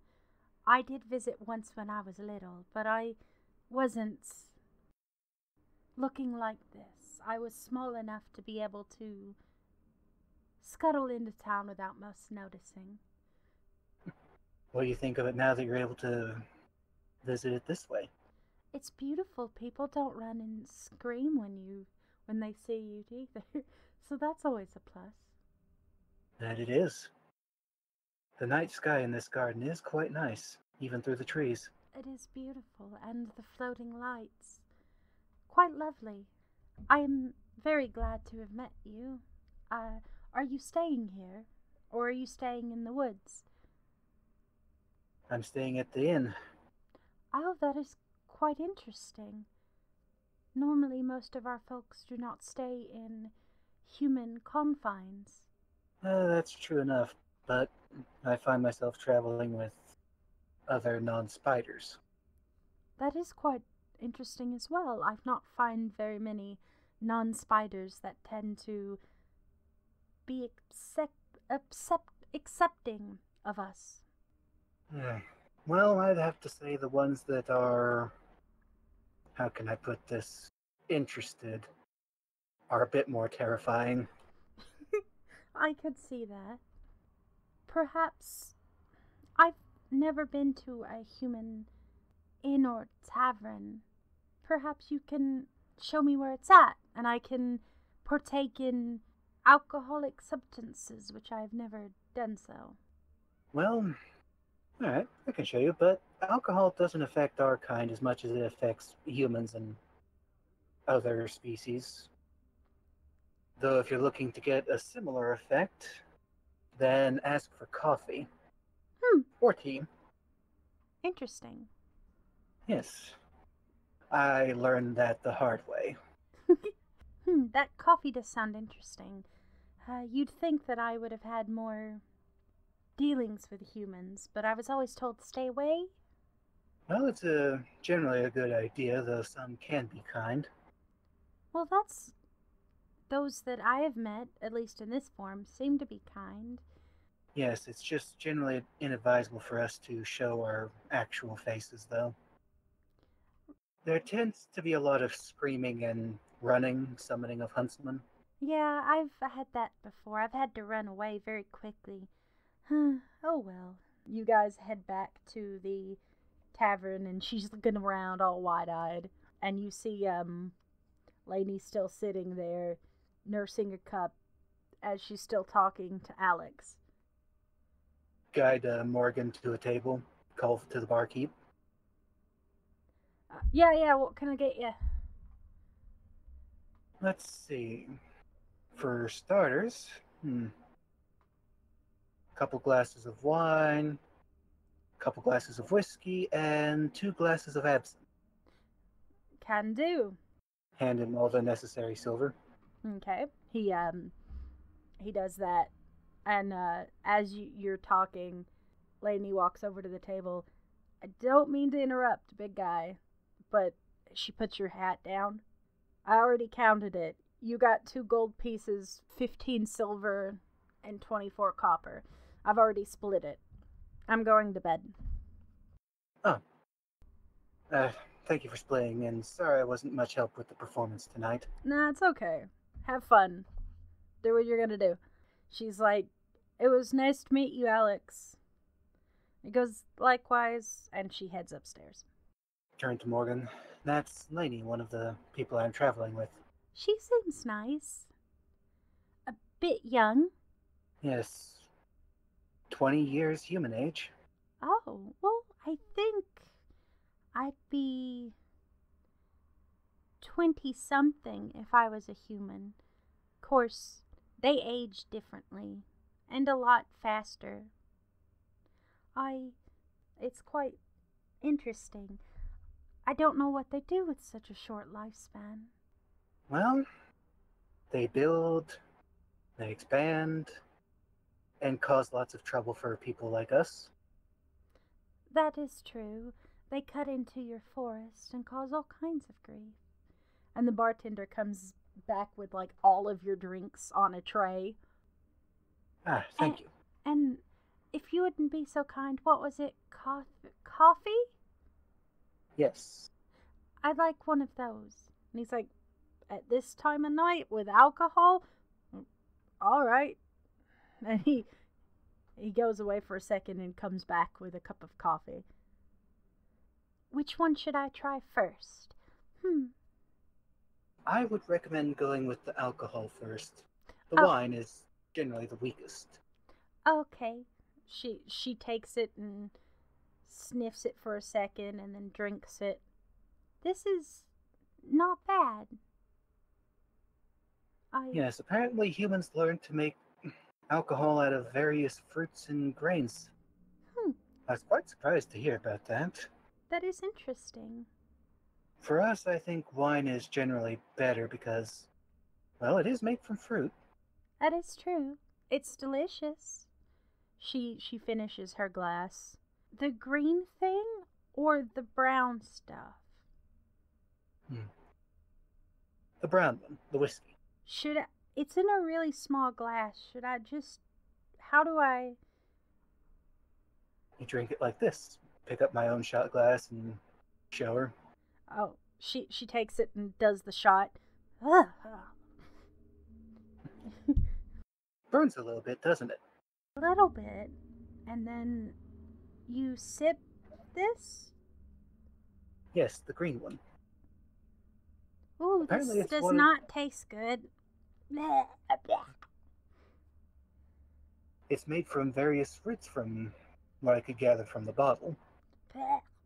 People drink that. Yes. I actually kind of enjoy the taste myself. It tastes like those little black candies that children would drop. I suppose it does. She's like, I'll try the coffee. And as she drinks the coffee, she just gets wide-eyed. Ooh. Ooh. Ooh. I like this.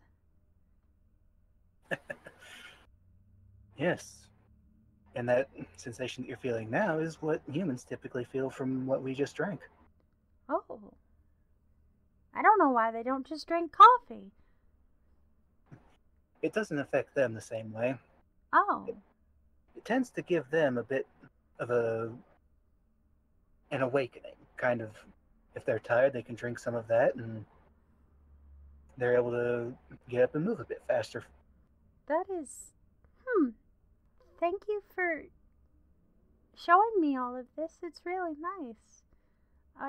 It's nice to find someone of my own kind. Yes.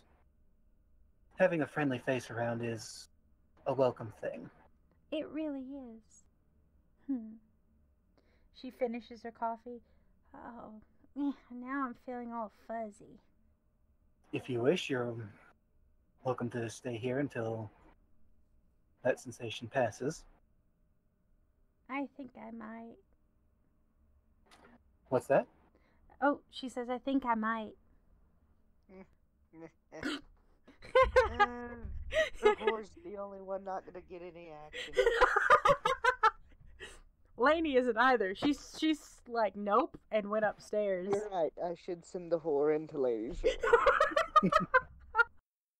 Well, I will show you to where I would normally be staying. You're welcome to sleep in there, and I will see you in the morning. Are you not going to stay in there? Isn't that where you sleep? Well, I do have something to attend to. Oh? Small personal matter. Oh, okay. Thank you. Thank you for the drinks. I appreciate it. You're most welcome. And with that, escort her up to my room. Mm-hmm. And then go pay a visit to where Lainey and Bardolph have been telling me to. Simply to see what the fuss of all of this has been about. Because it's been a while since the human form has been utilized for that. Legit thought you were going for the spider for a second. I absolutely love the and flip. You knock on the door, and she opens it in a night slip. I didn't think you would show up. And she just pulls you by the shirt into the room. Well, I realized a bit of distraction right now would be very helpful. It always And is, plus, dear. I did promise that you wouldn't be going anywhere for several hours. I hope you can definitely oblige with that. And with that, we will fade to black. Mm-hmm. That was unexpected and I love it. Morning comes to everyone. Weber hasn't slept. Oh, okay. Well, Nor has the other person. You, well, most people wake up, Oh. with someone in their bed. Red, what did we drink? She just sort of rolls over. Huh? What did you say, dear? Ah! Oh, sorry. Wow. So, hard light constructs, huh? Handcuffs? Like, how often does that come up? And you know what? I don't want to. Yeah, sorry I woke you. I got a hangover. I've got to go get some hair of the dog, as it were. Right. She kisses kisses him on the cheek, smiles. You know, all the abuse you put me through last night, I was starting to think you didn't like me. Oh no, He I quite he enjoyed you. He kisses her on the lips. Well, it was a great night. I Indeed. wish I could remember it. You really he's shouldn't just drink that he's much. like, I'm just kidding. Ah. I at least got the highlights. So he gets, mostly dressed and staggers downstairs, without his vest or coat or anything, and hair's all messed up. It's just like, Weber, Ladies. what the fuck are you doing up this early? Huh? Weber, what the fuck are you doing up this early? Are you down at the bar? Yes. You mean you actually slept? Pops the neck in such a way that feels good to Weber, but it sounds like something is breaking to everyone else. Lainey's sitting there like Are- 4 bar stools away from Weber. Rough Are night. you Huh? are you okay? Is that natural? You know what? Don't talk so loud, Weber. Don't think so loud, Weber. Lainey looks at Bardoff. Rough night?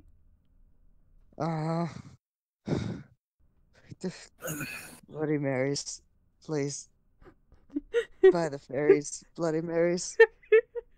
I'm not even gonna chastise you. I feel like you've already felt it. You'd be a hypocrite if you did. How would I be a hypocrite? Well, who's talking? It's Lainey. Because you probably spent the whole night with Alex. I didn't. Thank you very much. He, drops the empty glass onto the table, out of, mock surprise. He's not doing a very good job of it. If I'm going to sleep with someone, it's not going to be simply for an evening.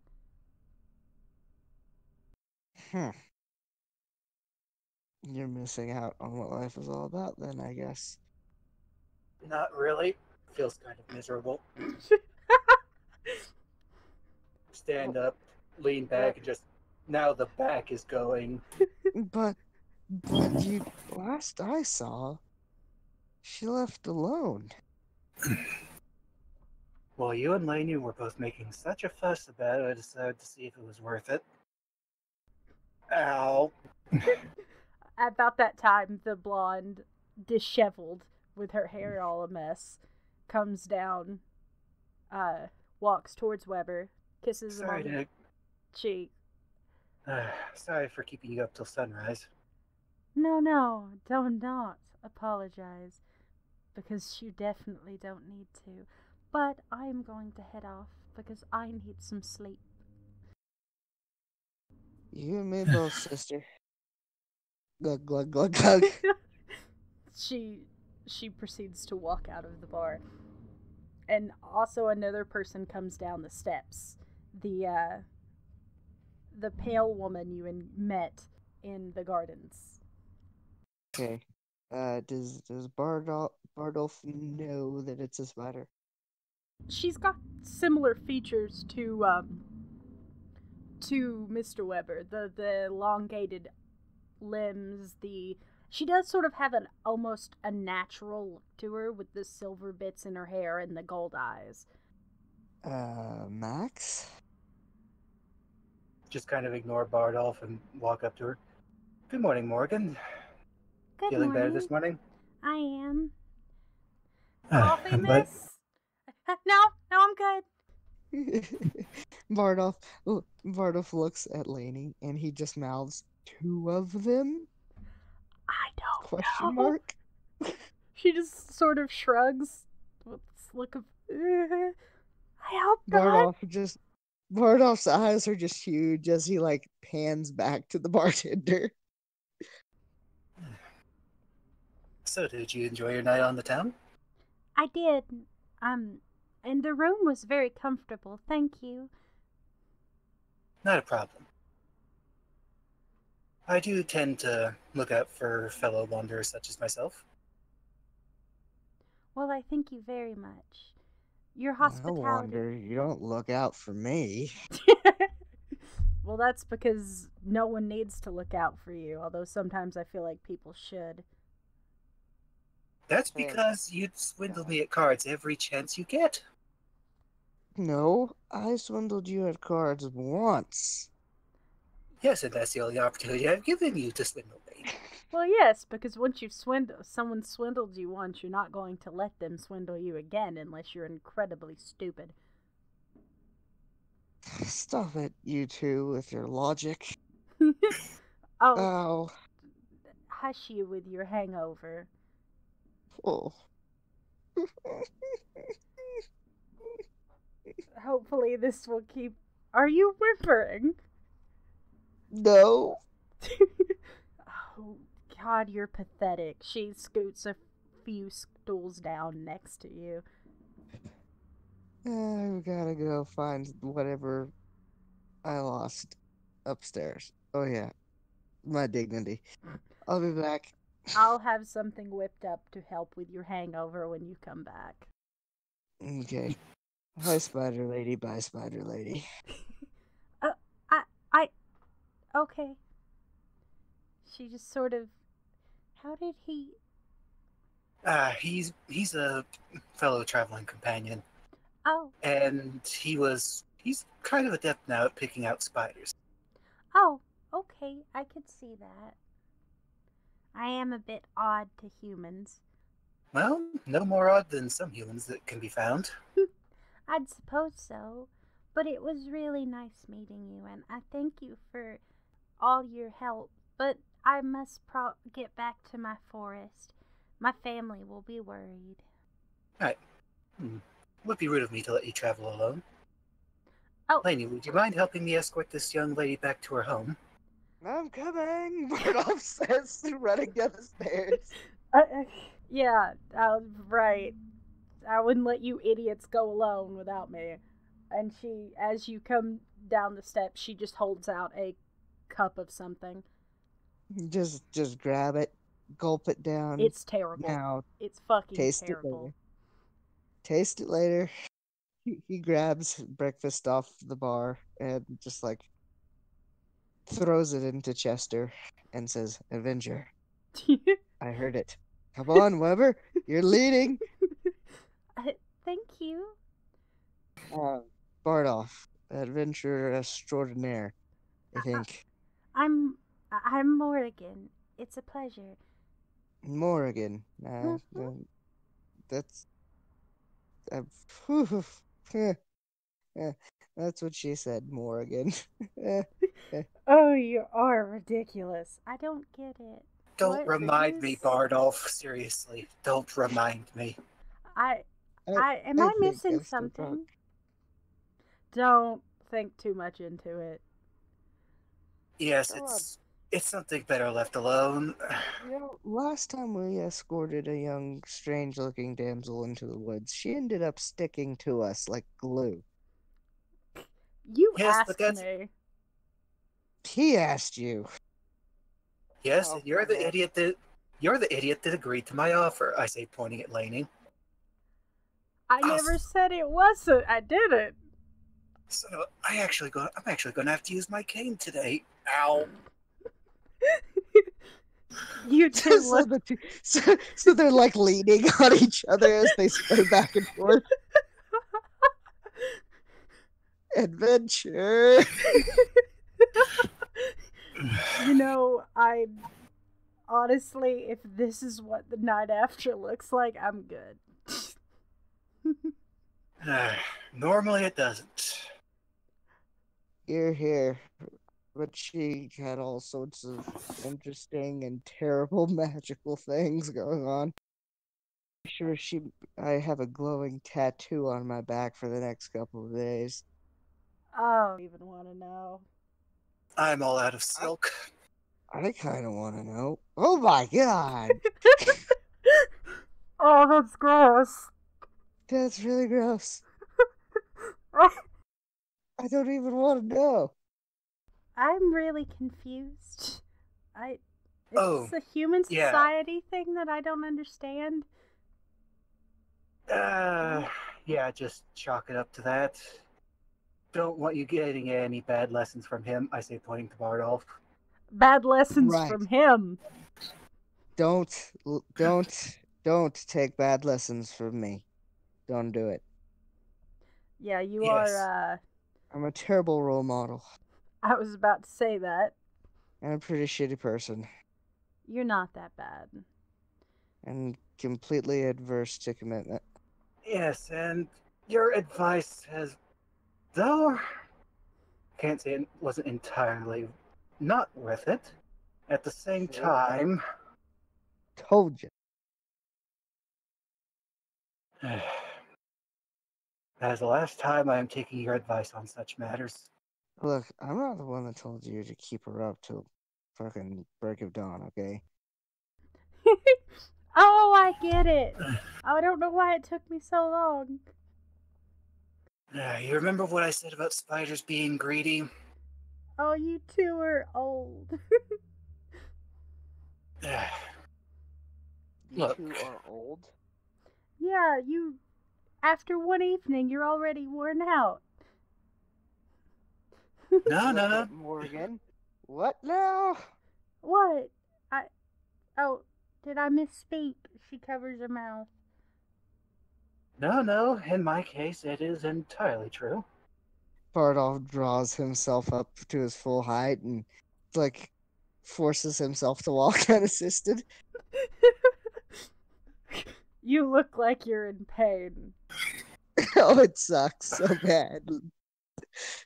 Fairies, damn it, lean on me. Fine. Trying to give him more ideas? Fuck off, Weber. Fuck off, Weber. Already did that. Oh. Gross. Adventure, please. Please. Okay, yes. You guys are walking to the edge of town. And you see Alex standing there, standing guard. Wave weakly at him. I take it, Catherine, had her way with you. I didn't realize she was into, sadism. I should have warned you. Yeah, that would have been appreciated. Thanks, man. Real wingman. So, I'm pretty sure I've got a glowing glyph tattoo on my back. She said it'd go away in a couple days. Do you want me to look at it? Yeah, I'll just make sure she didn't kick me or something. He, pulls down your shirt. It essentially, basically just says, Kathleen was here. Okay, I can live with that. Did she... Lainey's like, she graffitied your back. It's not the worst anyone's done to me. I don't want to know. That's why you avoid sorceresses. You know what? You're one to talk. I tried to avoid the sorceress, and I did avoid that outcome. Mainly because she freaked me out way too much. There are certain things you do not ask a spider, and she asked repeatedly. You know, Alex, one of these days I'm going to talk you into being an adventurer. But today is not that day. If I don't come back, I'm probably dead. Yeah, you look like you might just fall over dead now as like you were propped over on Laney. Yeah, he's hung over like a motherfucker and dealing with whatever that woman did. You're welcome to borrow my cane if you need it. My nerves burn, guys. I'll lay off. Calm down, Wolf Boy. He takes the cane and then proceeds to like march cheerily, with the cane in his hand, like a he twirls it like a drum major. Finally. You guys walk into the woods. It's this way. She points towards the woods. Right. Someone roll a d6 for me as you guys get Alright. further into the woods. D6 is rolling. And that is a 3. Oh, okay. So Morgan, do you do magic? A little. Define a little. Well, I can grow things pretty well. Grow? Yeah, like plants and berries, and I can sometimes. Well, that's really cool. It's not adventure material. Right, I can sometimes make animals do as I say. Okay, that's getting more into adventure material, he says, frowning, because he had just given like a meaningful look at Maximilian whenever he said, so that's great, but that's not adventure material. But I'm not very. Don't bring her with us. I'm not very good with magic. I'm learning, but Next thing you're gonna tell me is you can shapeshift into things. other than spider form, no. Oh, yeah, there's that. You're a druid, aren't you? I'm working on it. I have heard that learning the druidic ways does take a long time, though. And I have the time. We do live for quite some time. Yes, unless you do live life a bit quickly. It's kind of why we are lethargic as a species. Or are you one of those lucky species that have as much energy as humans? No, I mean, no, not really. Ah, You guys get a bit of a ways from town, and roll a perception check, both of you. Add your hearing and smell to it. alright. That is a modified 11. Okay. What did you? So, I got a 6, just barely. Oh, Modified 6. I'm rolling garbage tonight. I can tell. Okay. You guys hear skittering. Means your family is coming to meet us. Throws sword cane back to Weber. Doesn't Good. sound like my family. Alright. I'll go check ahead, lag behind the group, and then turn into a spider, and then go up and over in spider form, Okay. and search for the spiders that are skittering. You don't see spiders, actually. You do see Rats? some sort of giant insect, but it's giant ants, giant red ants. Oh crap. There's going to be a rather disgruntled looking spider wearing a top hat charging out of the trees back towards the group. Oh, warning! Giant red ants! Giant red ants! Okay, Bardolph is like casually stripping. Why can't you two warn? Look at him. Does it look like there's time to ward? He says, shifting into his wolf form, throwing his clothes into Chester. Oh, are we changing? Okay. And you watch as Morrigan turns into a, smaller than Weber, but still big by comparison, silver and black wolf-looking spider. I think it would be best if we try to run and avoid the ants. Are they chasing us? That you hear them skittering closer towards you, yes. There are certain territorial lines that ants will not cross, and hopefully if we get into the area controlled by her family, they will not pursue. Just grab Lainey, throw her on my back, and tell her to hold on. Oh, God! With what hands, man? The entire foot is a hand. Just grab and do that weird sort of almost alien crane articulation and just drop her on my back. I think we should stay and fight them. They've been causing a nuisance in the forest. That's so. Yes. All right. In that case, Lainey, defend my back. Oh no, please get me off of your back. You are now spider cavalry. Bartle busts out in wolf form. He just busts out into like a laugh that actually turns into a brief howl. Oh, fairies, why is this my life? Because you agreed to travel with us. And with that, charge off at the ants. Okay. Charging the ants. Tisk, tisk, tisk. Okay. I want everyone to roll initiative. So I don't remember. You what? I don't remember what the other two things I can. My character traits: the good, the bad, the ugly. Oh, yeah. I remember your bad traits were stalker and lunacy. Strength. Animal strength was one of your good ones. Oh, okay. And I forget what the other good one was.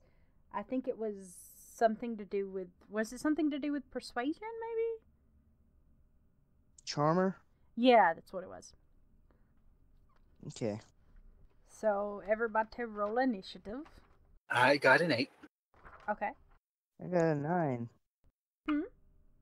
I got a 9. Well, my NPCs are rolling garbage. So, as you come barreling through the forest, you see about 4 ants. Yeah. Flying kick to the face of the ant. Okay, yeah, because you get to go first. Roll to hit. 12. -2, so 10. I'll take it. You roll your damage. I don't know how much damage I do. It's the same as your unarmed strike, so it's a d6. Wait, is your wolf? You're at a 3, right? Yeah. Oh, that's right. It was d6 plus 3. 6 damage. Nice. Fly in and you kick the ant upside the its ugly ant face, and that would be anything. What else are you gonna do? Because that's your movement. It was my move and my attack, right? Right. So unless I have a bonus, I don't have any items to use. Okay. I'm good. Okay, and then Weber, that would be your go. All right, I will protect Bardolph's flank and attack one of the others that are close to him. Okay. Are you going for a bite, I assume? Yes. So their total skill is a -2, which means that for me this is a natural roll. Mm-hmm. And that's a 9. That'll hit. For 5 damage. Nice. Okay. As you sink down into, like, the abdomen of the ant, you just hear it cry out, like, okay? It would be ant number 1's turn, and since you are the one who ceremoniously attacked it, it is going to attack you. That's a -3, right? Bardolph Yeah. has his ring of protection, so that is 4. You are so lucky, because that would have hit. Yeah, well, I'm kind of like the brawler. I'm gonna get armor. Right. So that is that ant just barely misses you as you push its ugly little mouth out of your way. Lainey, freaking out on your back, is like, I can't do anything on your back. And Then jump off and stab it in the head. she does so, and like clumsily jumps off your back and misses the ant. Fucking. And then Morrigan is going to go bite at an ant and does so. She just yanks into one of the ants and like shakes it. And lets it go. And then it is gonna go. That's a miss. That's also a miss. That's. You watch as the other ant, disoriented that Morrigan bit, actually goes and bites one of its allies. Nice. Ants actually do go berserk with pain, I believe. Yeah, it ends up biting one of its allies, looking and making that one look really rough. Wow. It's one of the ones that had already been attacked. Brings us back to the start of the round. Bardolph says, "Taste my Shadow Fist." And he's going to attack. Gets an 8. So that's a 6. So he successes. He rolls 6 points of damage to the same ant he kicked. This ant who was just bit by the other ant and then kicked by you twice. And curls up. I mean, I kicked him the first time and then I drove, like hammer fisted down into his head. Yeah. As you just cave in the side of this ant's head, he curls up. And that is one dead ant. Okay, now I'm going to take my second action. Instead of moving, I'm going to attack the next adjacent ant to me. Okay, that would be the one that attacked the ant that you just killed. Oh no. Oh no? Got a nat 1. Oh no! As you go to Looks like both sides have friendly fire. I did say I woke up drunk. As you go to swing at the ant, you almost like you're seeing double for a second, and swing wide, and lose your footing. Oh no! And fall flat on your ass, on your back. Mm. And that ant, seeing you fall, is going to... Graceful monk. Yep. Is going to have a... You're prone now, so it's going to be able to... It's going to be easier. And it's going to... Yep, that's going to... Well, can I use my bonus action since it's still my turn to get the fuck up? You may. Or not? Okay. Fuck off! It's still gonna hit, though. Doing 4 damages. Okay, got 16 HP left. I'm feeling good. Okay, and then you watch as Lainey just and stabs one of the cutting off one of the legs of the ants. Nice. Is that the one that I was biting the turn before this? Yes. Alright. It's looking real rough. Alright. In that case, I will pounce on it. I skipped your turn. I'm sorry. Yeah, I kind of noticed that, but oh well. Anyway, I'm going to pounce onto its back and bite at the base of its head. Okay. Roll the hit. Alright. That is a natural 10. Roll your dice and double it. Double damage! Right. It's an 8. How do you want to kill the ant? Bite and pull its head off. Gruesome. You do so. rip Spider. Yeah. Ant guts go everywhere. Yeah. That leaves. Lainey probably gets slimed. It's so funny. Wait, who probably gets slimed? Lainey? I would assume Lainey, yeah, since she Yeah, was the one that was finding it. She's covered in ant guts. It's now Morrigan's turn, and there's two ants left on the field. She goes after the one that hasn't been touched, and bites into it, and can't quite get into its armored hide. And that would bring us to the two ants that are alive. That is not gonna hit you. What is your defense? Is a 2, right? Yes. That is gonna hit. It does a whole 2 damages Ow. to your big old spider leg as it just. Okay, that brings us back to the top of the initiative order. Okay, are there any adjacent ones to me? No, you'll have to move a little bit to.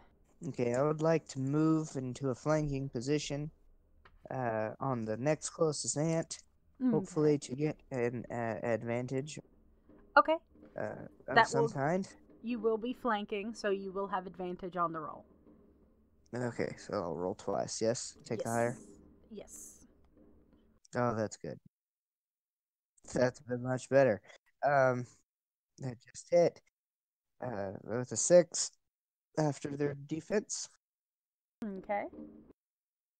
And he says, try on rain on the grasses, and he just like throws like 7 punches in less than a second because he did 7. He did 7 damages. 7 points of damage, yes. Nice. Okay. You watch as the ant just goes hisses at you, and as you punch it, it hisses for a moment and just sort of crumples up and is dead, leaving 1 ant left. And I guess I will be charging it. Okay. Roll for attack. And that would be an 8 That'll hit. for 3 points of damage. You could use a fate point to use your poison. You could. I'm a pay a fate point, so he can use his poison. Alright. So roll a d4 to add on to that. Mm-hmm. Another 3. Okay. So 6 points of damage. Right. So, fate points are great. You can use them to activate your skills to get bonuses to either skill rolls or damage or attack or special abilities. You can also pay fate points to activate positive traits of allies or negative traits of allies if you want to be that guy. Or you can also activate positive and negative traits of enemies if you want to be that guy, assuming that you can a trait. For example, if the ants had something like, say their antennas were sensitive, you could call your attack and say, I want to use a fate point to, rip off one of the antennas, and that would cause them to go frenzy. It would be guaranteed. You can also just straight up boost your rolls for like a +2, but it's not near as powerful the +4 you get from activating positive traits. So, that's the wonderful world of fate points, and that's the most common things that we do with. And if the DM sees so fit and there's a situation, I can give the player a fate point to activate a negative trait. And then that comes up to, then the player can then refuse and instead pay to counter compel. So it's like Bardolph has a trait where when the full moon's out, his instincts become very, very strong, and it's hard for him to control himself. Well, instead of, getting into trouble with like the entire village and getting burned at the stake, I may have to burn some fate points to counter compel and keep myself under control. And the ant is still alive, but barely. It looks as if it's doing pretty rough, goes to swing at the ant and falls on her ass as well. The ground is a bit muddy because it did just rain. So, maybe that's what everyone's... Hey. Pay a fate point to jump in front of her and protect. Okay. I mean, this DM rules for anything that's not explicitly a tag, like we were talking about earlier, or a counter compel, and then the last we will get to here. So yeah, DM rules, yes. So yes. Yes, I will allow you to do it. As Morrigan comes up and goes to bite at it and just tears its abdomen apart. Yay! Nice. And that is all the dead ends. Switch back into human and help Lainey up. Fucking ants. She grabs your hand and... They are quite disgusting creatures. Always stealing our stuff and causing problems. Yes. Well, you happen to have co-opted the right people. We're adventurers. And as adventurers, we solve problems. You have an ant problem? We have a solution. Thank you. Yes. She is still in her spider form. So as payment, I think we can all agree that if you don't have coin, then we will gladly take excess silk as payment. Oh, yeah, that'll be fine. I can do that. You wouldn't happen to have a place for Lainey to wash herself off in, would you? I'm covered in ant guts and mud. Oh, congratulations. You're now officially baptized as an adventurer. I guess, Lainey's just like, oh god, there's two of them now. Yeah, Lainey's a bit of, well, it's a specific word for deathly afraid of spiders. Oh, I'm sorry, I'll change back. And you watch as she shifts back into the human form before. Chester, towel. As Chester spits out the towel. Chester? What? Throw it to Lainey. There you go. Thank you. That thing is really useful. This way. Huh? The only good thing I got out of the whole relationship, I guess. She just sort of looks down. You're a proper adventurer. You're not an adventurer until you've been slimed. You two walk ahead and let me know if there's any more of you. Right. I forget how... It's kind of amusing how afraid of spiders you are. And I chose to travel with one. Yeah, Lady, I could use a little bit of assistance here. Yeah. Chester, suture kit. Oh, I'm sorry. She grabs it, and as you two... Just a cut on the forearm. She goes, as you two go to walk off, she's pretty adept at it, actually. Alright, guys, I hate to be that guy, but I've got to call it. I am exhausted, right, sunburned, and I have to do it all again. Right. That's cool. Well, we will call it an end here. And I hope you enjoyed our first adventure into Fairy Tale Land.